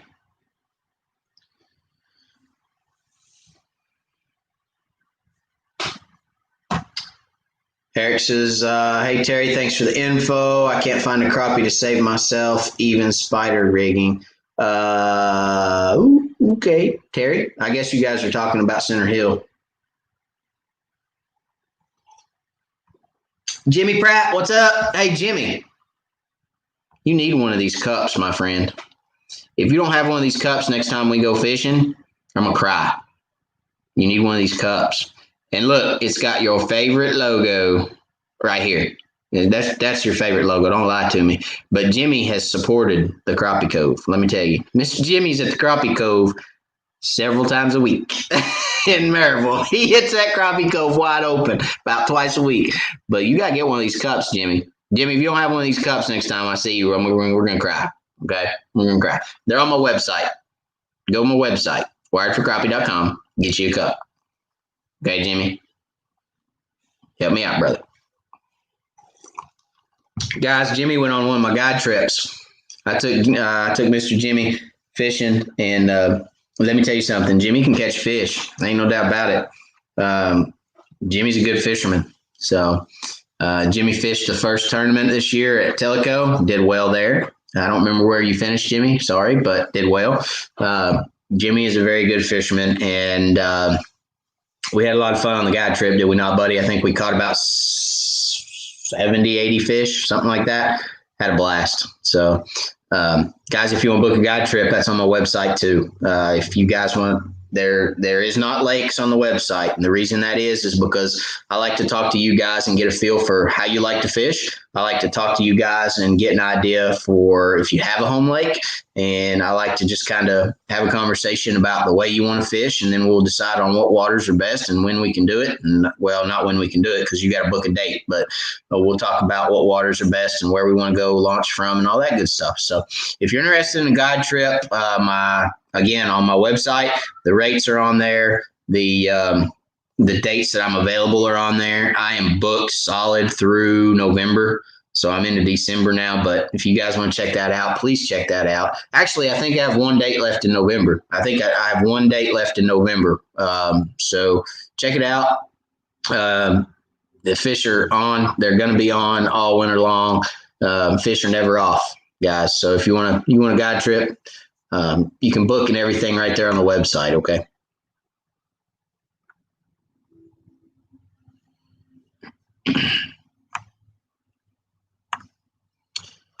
Jamie Nelson, what's up, Jamie? This is great. Bass fish most my early life. Bought a new boat this year, Vexus DVX 19. When I needed to choose direction, decided to fish for crappie. Learning a lot. Thanks. Well, you're very welcome, Jamie, and glad you joined us tonight, man. That's what I'm here for. I'm here to help everybody learn how to catch more fish and be more successful anglers on the water. I mean, that's my passion, Jamie, and I appreciate you for being here. I appreciate the kind words. Happy you got that Vexus. I have looked at Vexus boats. Obviously, Vexus, Forest Wood, come on. Um, I ride my boat, my 96 690 VS, because Forest Wood built it. That's it. I mean, Forest Wood is known for great boats. And I think Vexus was built on that mindset. So I think they're good boats. But yeah, crappie fishing, man, that's where it's at. Drop that bass stuff, pick up a crappie rod, start having fun over work. Bass fishing's fun too, guys. Don't get me wrong. I mean, there's nothing wrong with a bass fisherman. Don't get me wrong. If somebody said, "Hey, you got to go bass fish tomorrow," or we're going to beat you tomorrow night, I mean, I'd go do it if I had to. But it is a lot like work. Ain't no doubt about that. So I enjoy my crappie fishing. I just have to stick with it for a while.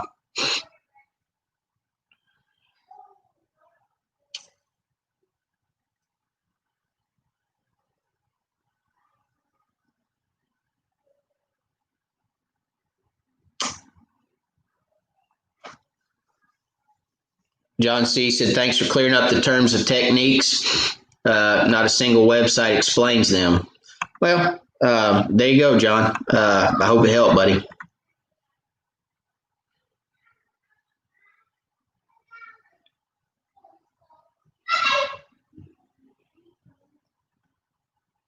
Yeah, thanks, Camo Joe.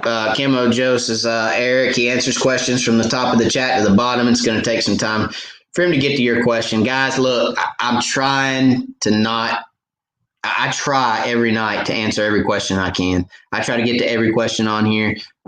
There's going to be a time, and I said this last week, and it's getting closer and closer.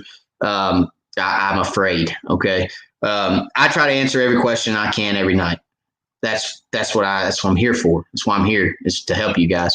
As far as when we get there, because we're going to, guys, we're going to get to a point where I can't answer every question, because we'd be on here for, I got a full-time job. I don't want to be on here another 8 hours.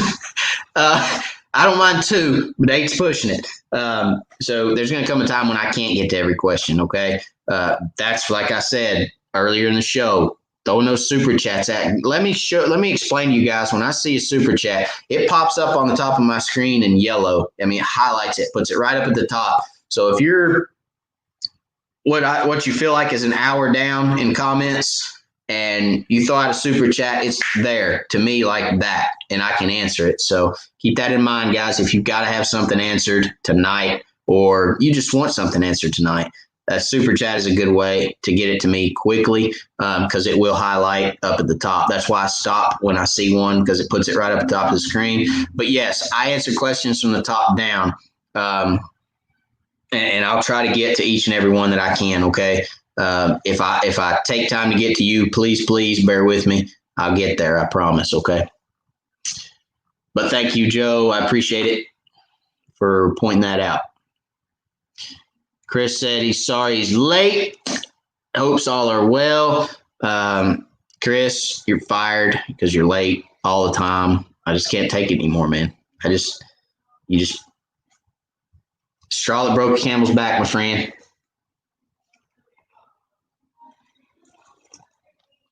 I'm not shaving tonight, Chris. I told everybody about my shaving experience, or your shaving experience. For those that weren't on earlier, I jumped on Chris's live Monday, and I was in the middle of shaving. I'm like, what's up? So it's pretty funny. I look good, though, didn't I, Chris? Shaving cream and all. David Bender says, thanks. Good show as always. Yeah, thank you, David. I appreciate it, buddy.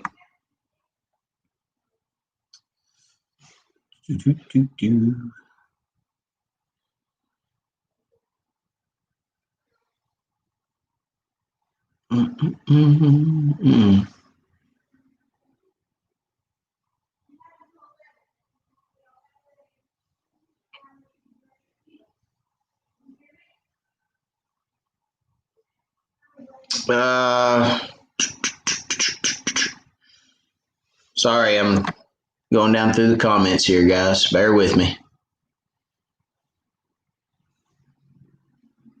Joseph says he bought a 93 last year on Black Friday. He loves his Garmin.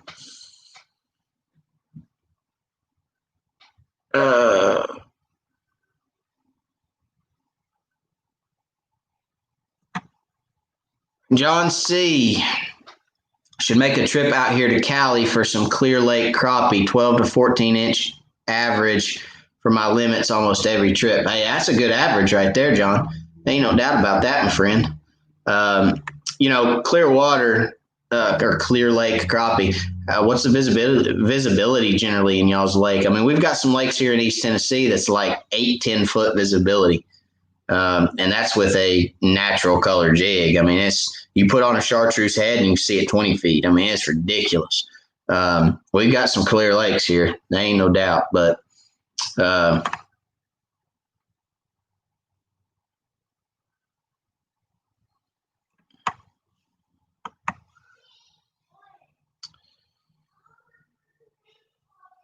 Clear Lake. That's the name of the lake, I assume. So you didn't mean clear as in clarity. You mean clear as in Clear Lake. I guess I've heard of Clear Lake. It's a big bass lake too, isn't it? I've heard of Clear Lake. I saw that in the comments just now. Yeah, David Wall says bass too. Yeah. Yeah, I've heard of Clear Lake from the bass side. I guess I've seen a YouTube video maybe out of Clear Lake too on crappie. I think they were fishing like around a little marina or something and catching a bunch of little fish, but they weren't catching any big ones.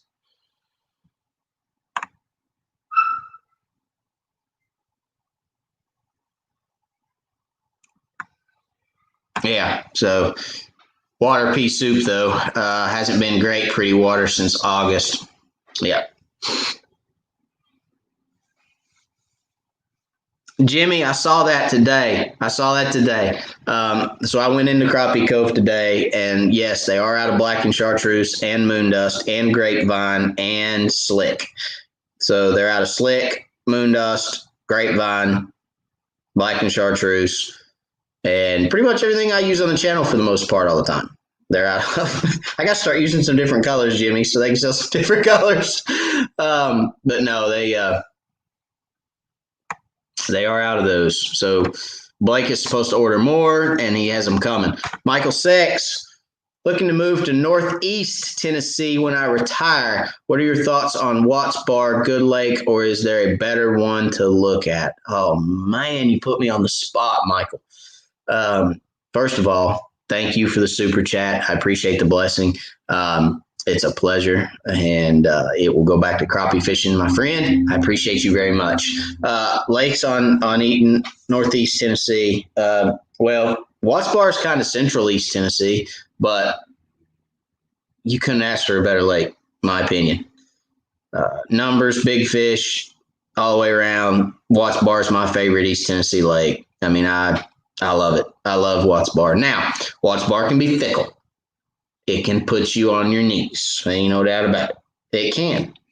It's not guaranteed all the time to go to Watts Bar and catch a boatload, but you generally catch good fish out of Watts Bar, and there's a lot of fish in Watts Bar. Very, very good lake. So, yeah, I'd say Watts Bar. Now, if you're looking to retire, you probably don't want a whole lot of city life, a lot of traffic, a lot of all that mess. Watts Bar is where it's at, because there's not a real major city around Watts Bar. There's some smaller cities, but not major cities. So yeah, it'd be a good retirement spot for sure.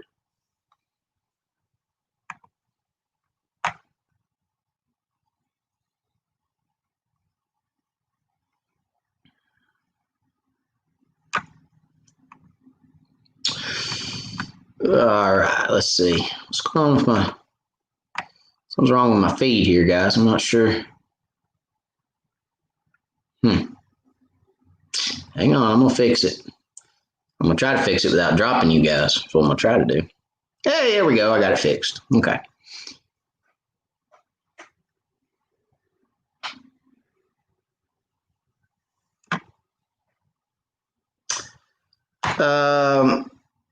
Michael Lawrence, Mac, can't tell on your website, but the cups come with a top. So no, the cups do not come with a top, Michael. This is the Silly Pint cup.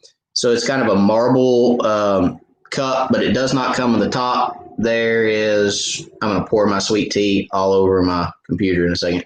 That would be funny. Y'all would laugh at me if I did that. Just dump sweet tea all over my computer. But no, they don't come with a top. It's 16 ounces. Silly Pint cup, Wide for Crappie, and Crappie Cove, rocking it on that cup. So, but no, they do not come with a top.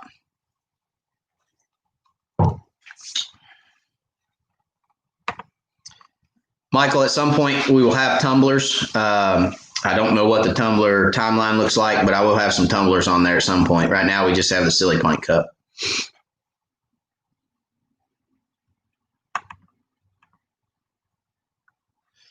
And Pratt says, Jimmy put me to shame Saturday catching fish. You've taught him too well. Hey, I don't know about teaching him, but he's quite the crappie fisherman. There's no doubt about it. So Jimmy, I hope it's okay to give a little background on you. I ain't trying to throw your story out there or nothing, but Jimmy is a very, very well accomplished archer. And he was a big trout fisherman. And when we first met, he said he wanted to become a crappie fisherman, wanted to start crappie fishing. I said, I got you. I said, let's get together.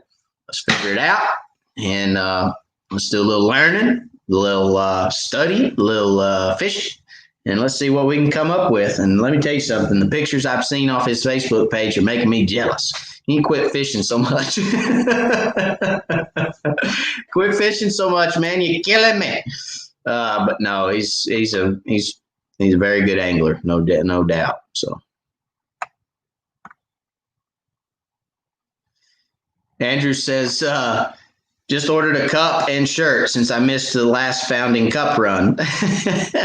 Well, I'm sorry you missed the founding member run.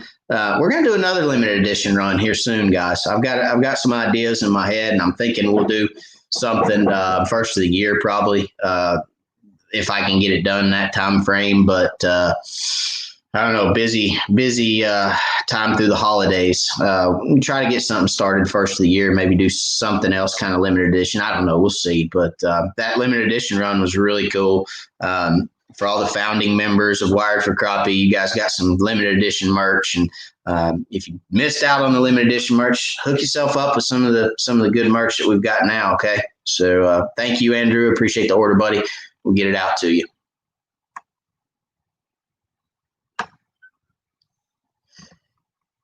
John C. says he's still picking up some with the old fan cast method. Hey, I did a video, I don't know, 3-4 weeks ago, I guess, how to catch crappie without Livescope. You don't have to have Livescope to catch crappie, guys. Crappie are out there. You still catch them just like you're doing, John, just fan casting. I mean, crappie are out there in droves. So you can still catch them that way for sure. Eric says he had to run. We'll see you. Good luck, everyone, on those crappie. Thank you, Eric. I appreciate you, buddy. Slabbuster says he's got $2,000 worth of docks or worth of jigs on docks that he's lost on Neely Henry over the years. Yeah, I wonder when the water goes down if people go pick the jigs out of their poles on their dock. I'd hate to own a dock on some of the lakes down here because you swim underneath one and go to hugging on one of the poles or rubbing up against one of the poles and get stuck. I'm sure it's bad.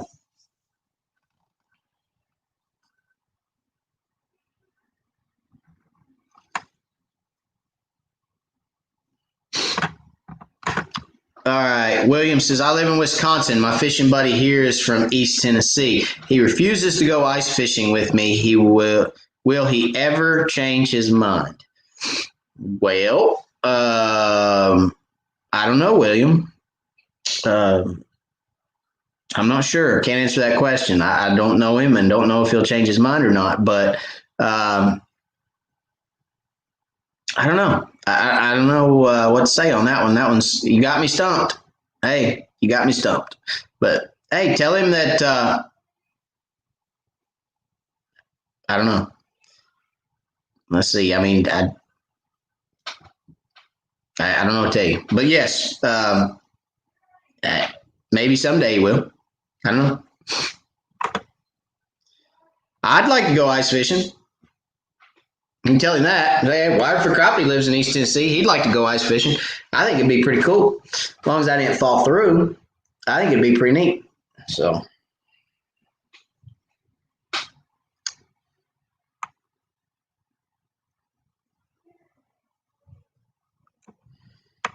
Jeff says, "Do you need a moderator? I'd be interested in helping. If so, Jeff, shoot me a message." Um, Chris is Chris is texting me. I don't know what are you talking about, Chris. To which one? Because I'm not real sure. I'm stumped all the way around. All right. Back to Jeff. Jeff, shoot me an email. info@wiredforcrappie.com. So let me put that down here. Info. Here's my email address for you guys. Wiredforcrappie.com. Shoot me an email. Let's get hooked up, Jeff. We can talk about it, buddy. Slabbuster says, Matt, you do a dang good job at answering questions. Thank you, Slabbuster. I appreciate it, buddy. I get stumped on some of those about, is some guy going to change his mind? I don't know. I don't know him. I don't know. I try. Tell him Wired will. I don't know. Stumped, William. Stumped. But thank you, Slabbuster. I appreciate it.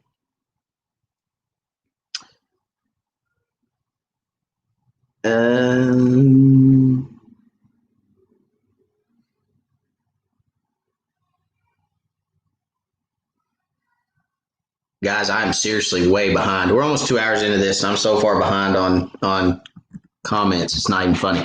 All right. Jimmy says he's going tomorrow. Colors are best in muddy water. Dark colors, Jimmy. Dark colors in muddy water.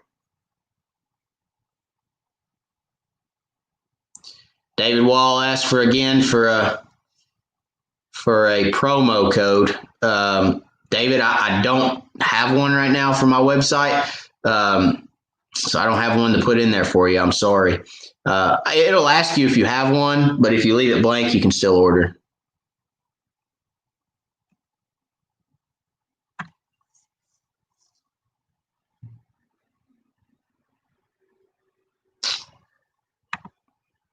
Brad Crawford, hi Matt from Indiana. Found your channel tonight. Just recently started fishing again after years off.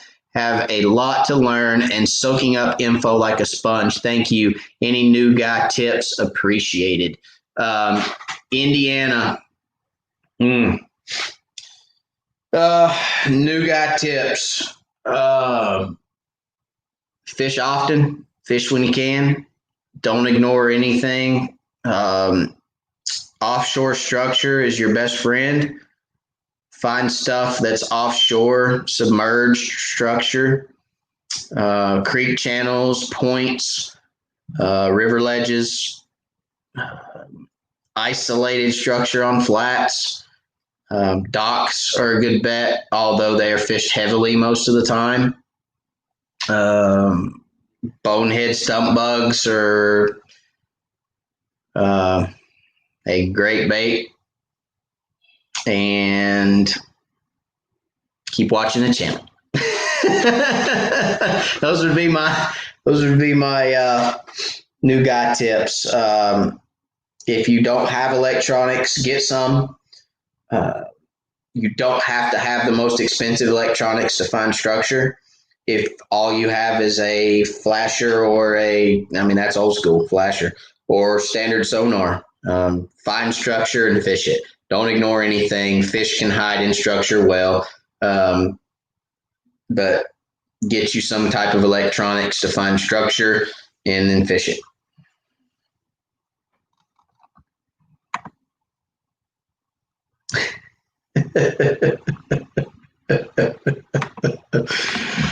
If I'm fired, I guess I will pay you one more time.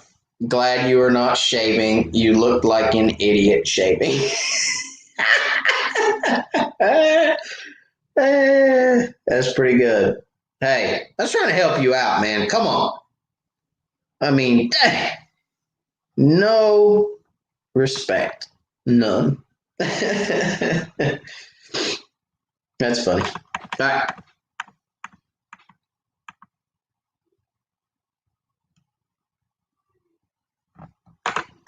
Charles Witt. Yes, it was called Grasshopper. That's it. Right there. Grasshopper. And they're so old that the sticker has, oh, other side. The sticker is faded off. So that's them. Now you're going to tell me that you've got like some stockpile somewhere with 500 packs or something, and I'm going to be like, okay, how much?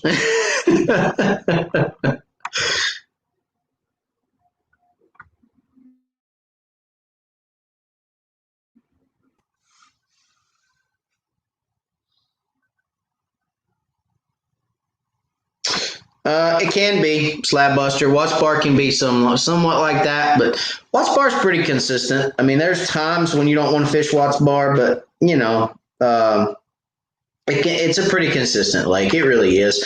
You're not. There's the big ones are going to be. Some days you'll catch a boatload of big ones, and some days you'll catch 3 big ones. So it's hit or miss on the big fish, but you can generally catch fish. All right, here's a good question. Robert says, do you still recommend the marine board base from Fishing Specialties, or should I go aluminum? I recommend the marine board, and I'll tell you why. Because the cone in the marine board where your transducer pole sets is actually different. Okay, so the cone in the marine board is a plastic cone, so you've got plastic on plastic, and it's smoother. A little, just a little. I mean, look, we're splitting hairs here, really. This is what I like. The cone in the aluminum is an aluminum cone. So you've got aluminum on plastic. And I just feel like there's a little bit of bind right there. But that's just my insanity talking. But I prefer the marine board base. And I'll tell you because if I hit something, I want it to break. I mean, everybody says, oh, well, I hit something one day and the daggum thing broke off. Well, yeah, good. The plastic board broke instead of your boat. I mean, I call that a win. That's just me. I'd rather pay $20 for a plastic board as $2,000 on new clear or new gel coat. That's just me. But no, I do prefer the marine board. Okay. I swear it's just sweet tea. I promise. Can't talk.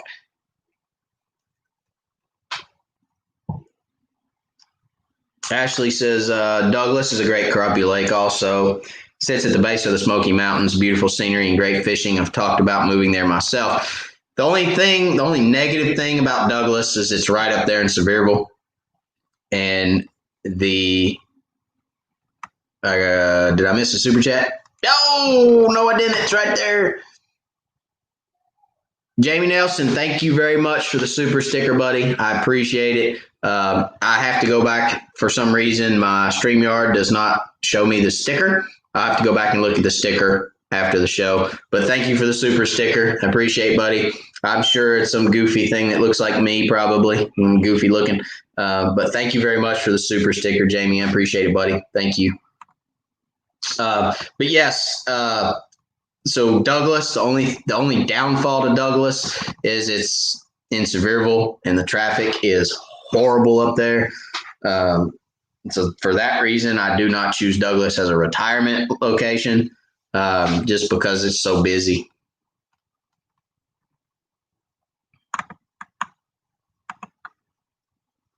But yeah, it's a great lake. There's a lot of fish in it, a lot of crappie in it for sure.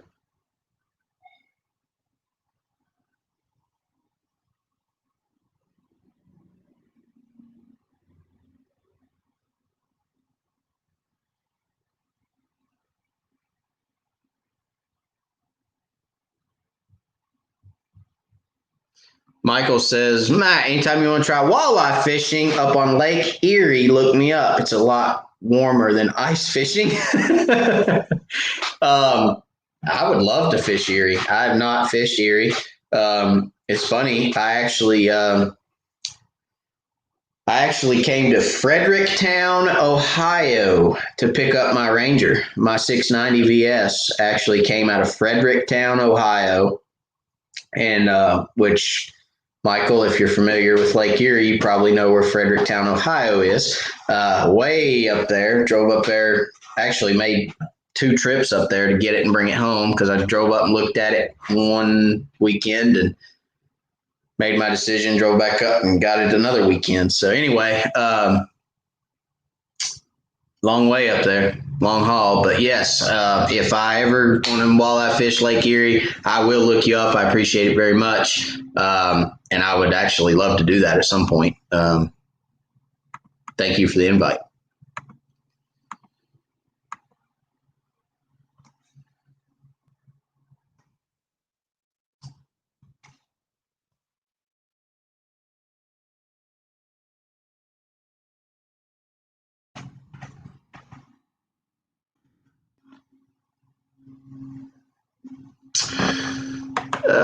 Steve says, stop fishing Douglas in fall because they always jerk the water out of it. Yes, they do, Steve. They jerk the water out of it. But don't stop fishing it. And let me tell you why. When they jerk the water out of it like that, crappie are looking for stable water. Where's stable water? Middle of the creek. A lot of times on Douglas, when they jerk the water out of it, like they do, and guys, if you don't know Douglas Lake, they drop it 60 feet. I mean, it's crazy. They drop the bottom out of that lake. But a lot of time it puts crappie right in the middle of the river channel, and you can long line troll and float and fly to your heart's content, and you can fish points on the end of points out in open water, and you can wear fish out, Steve. It congregates fish a little bit more. There's not as much water for the fish to swim in, obviously, with them dropping it like it is. And it's a very good fishery. There's a lot of fish in Douglas. So fall and winter are probably the best times to fish that lake after they jerk the water out of it. So maybe make a trip up there. Make a trip or two. It's worth it. I promise. JT's all outdoors. Man, I can't believe that I am this late for this live. Sorry, Matt. I learned a lot from you. People don't realize that your information will work on a lot of lakes all across the country. Well, thank you, JT. I'm sorry you're late too, buddy, but guess what? Better late than never. Thank you for the kind comment, kind words. And they will. I mean, you know, yes, I fish and live in East Tennessee, okay? But fish over the entire country are going to act the same way. Now, your depths may vary a little based on water clarity. We fish clearer water lakes up here. So, you know, when I say my favorite depth is 18 to 20 feet year round, you know, somebody that fishes in Mississippi, for instance, I had a Mississippi guy earlier, their magical depth may be 10 to 12 feet. Because they fish, I mean, those lakes are generally muddy. So their magical depth year round may be 10 to 12. The lake you fish, like Reelfoot, has an average depth of 5 feet. You may fish, 5 feet of water year round and catch fish over there. So some of it may change a little bit, but for the most part, JT, you're right. I mean, the info that we give and the info,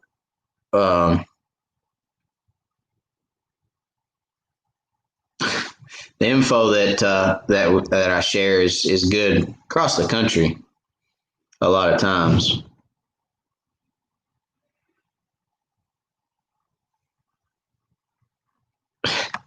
Slab Buster. Matt, is JT on the chopping block too?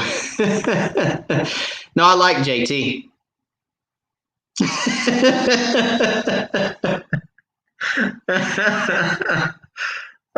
Chris, I'm just kidding. Chris, JT, you're fired. Oh, wait, you don't have a job here. Okay, you are in timeout. That's funny. Oh, no, I like JT. We're not going to do that to him. I'm gonna get a phone call after this live, guys. I'm just telling you, there's gonna be a follow-up phone call to this live show. I'm telling you. No, that's pretty funny. Yeah, see, I'm a comedian now. Y'all, yes, see. oh, Chris, I'm trying. We have been busy moving back to Waco. So, my wife's. Let's see, JT, my wife's. I don't know what he would be. My wife's stepfather's father. What is that? Her step grandfather? Is that right? Yeah. That sounded like an East Tennessee Boondocks comment, didn't it? Good Lord, my wife's stepfather's father's granddaughter's cousin, auntie, uncle. Yeah. So anyway, my wife's step grandfather, I believe it would be, actually lives in Waco too. Wayne Roberts. You know Wayne Roberts? I think you actually said you lived in Waco before moving back to Waco. Well, you said moving back to Waco. So Wayne Roberts, you know Wayne Roberts, JT?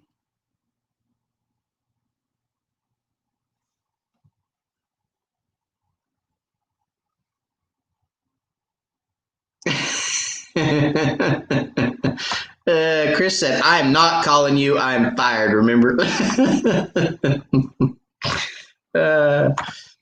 Chris, you're okay. I don't care what anybody says. You just haven't got to know him yet, JT.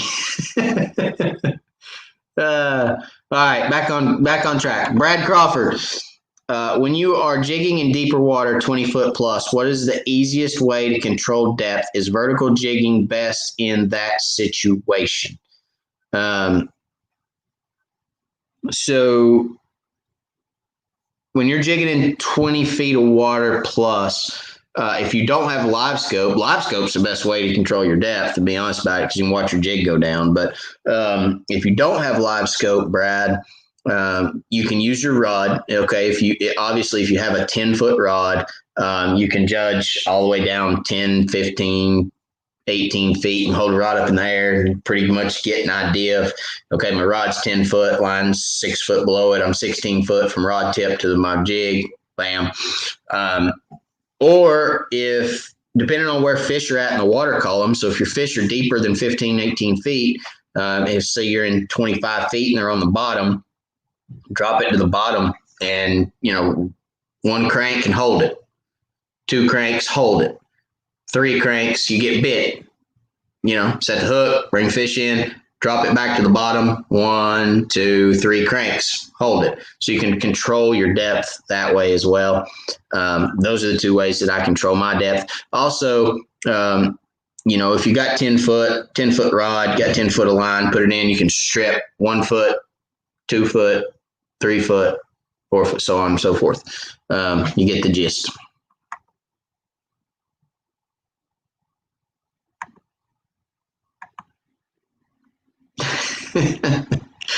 Chris said in East Tennessee that was a long name for her brother. Shut up, Chris.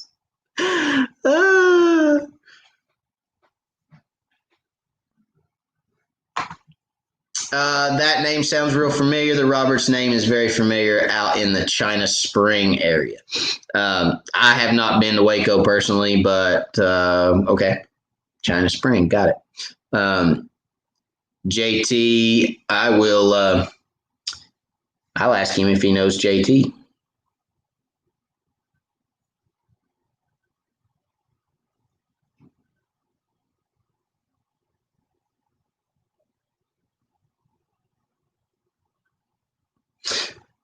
So JT says, Matt, would you come to Lake Aquila for a tournament meet and greet with all of us here in Texas? Me and Chris and Hook City made some videos there last summer. I am talking to Hook City.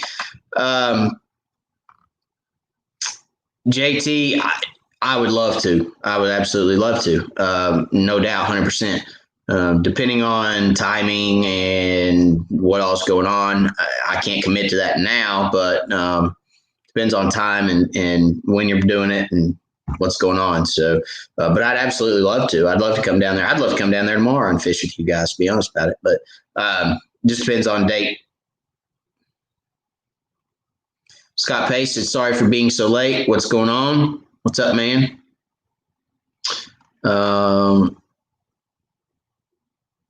Justin Turnage. Okay. Well, I will ask. I'll ask Quayne if he knows JT, Justin Turnage.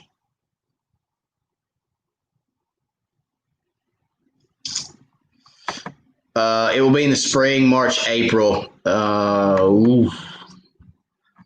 don't know, JT. March, April is going to be extremely busy this year. So I've got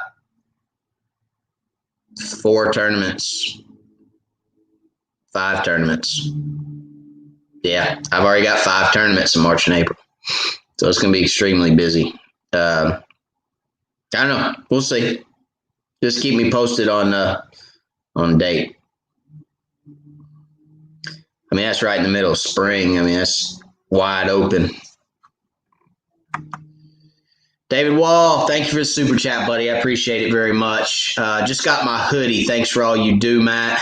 I was just messing with you about the promo code. No, man. Hey, no worries at all. Yeah, I mean, I don't know why I don't have one for my website. I need one. We'll probably do some stuff. I'll definitely do some stuff around Christmas, some discount stuff around Christmas. And tell your wives, everybody tell your wives, hey, Wired for Crappie's got merch. If you want to buy me shirts, hats, and stuff for Christmas, wiredforcrappie.com. Get my Christmas presents there. I'd appreciate them, you know, all that good stuff. If my wife is watching and she buys stuff off wiredforcrappie.com, I don't know what I'm going to do because I've got a lot of it. But no, seriously, Christmas presents or whatever. We may do something around the holidays, maybe a New Year's deal and stuff like that. So, you know, it's a very good idea. Actually, to be honest, I don't know why I didn't think about it. I hadn't even thought about it before tonight until y'all said something. So thank you. I appreciate you. But thank you for the hoodie. Thank you for the super chat, David. I appreciate you, buddy. We'll get your hoodie out to you, okay?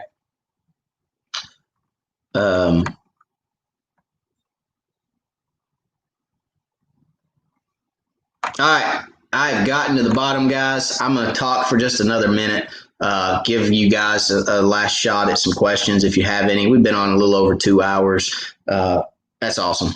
That's absolutely awesome. The fact that you guys are so plugged in and asking questions and just keeping me on here for 2 hours, that's awesome to me. I mean, I can't imagine you guys sitting on here and listening to my gums flap for 2 hours. So, so awesome to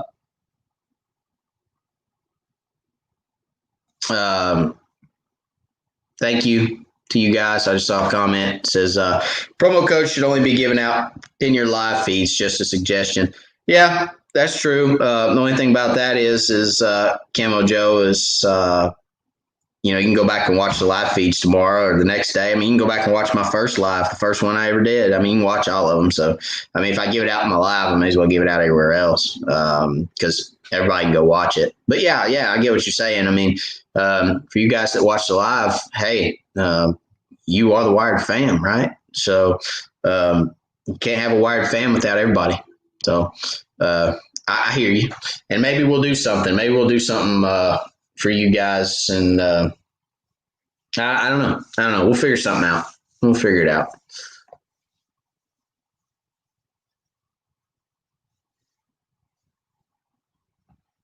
What?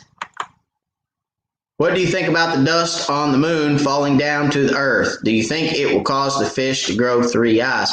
I think the dust on the moon has got you smoking dope and you've lost your mind. Chris has lost his crocker. Chris is gone, guys. Moon falling, dust from the moon falling. I don't know what you're talking about, man. This is 2020. I don't know what you're talking about. Slabbuster said, I'm going to wait around for the firing part, Matt. Thanks, Matt. You're welcome, Mike. If 3 fish grow 3 eyes, will they bite better? That's funny. That's what I'm saying, Slapbuster. See, I'm not the only one that thought it. Sarge, what have you been smoking? Thanks, Matt. Great info. You're welcome. Back on the meds, Chris. I like it. All right, guys. I appreciate you all for watching. Check out the video coming this week. It's going to be some cool stuff. May help some guys out. So check it out when it drops. Going to be in the woods with the boys this weekend. Probably do some video in there and maybe put that out for you guys. So it'll be a change of pace. And we're going to get back on the water soon. So back on the water, making more videos, putting some good content out for you guys. And then, as always, we'll see you here next Wednesday night. We're going to keep it at 9 o'clock right now, but that's a good thought from earlier. Heidi Clark says, Matt, thank you for another informative live. Have a great, blessed week. You do the same, Heidi. Have a blessed week, everyone. I appreciate you, Heidi, for the kind words. Moon dust. Last time that happened, we got flounder. Slapbuster says, see you later. JT, new crappie jig color. Wait a minute, JT. Moon dust, new crappie jig color. Hold on. That's not new, my friend. No, sir. They got moon dust in the stump bug now. Back up off my moon dust. That's one of my favorite colors, JT. Have you been watching my channel at all? I mean, come on, my friend. That is the moon dust stump bug right there, my friend. Don't deny that. That's real deal right there. They already got moon dust. They're way ahead of us. So anyway, check those out. Get you some. Blake Hawk says, good night. Welcome, Blake. Good night, sir. Just got here, but we'll watch tomorrow. Thank you very much. Brad says, thank you, Matt, and good night. All right, guys. Don't forget, catch us next week. Watch the video this week. Everyone take care. And as always, guys, God bless. We'll see you later.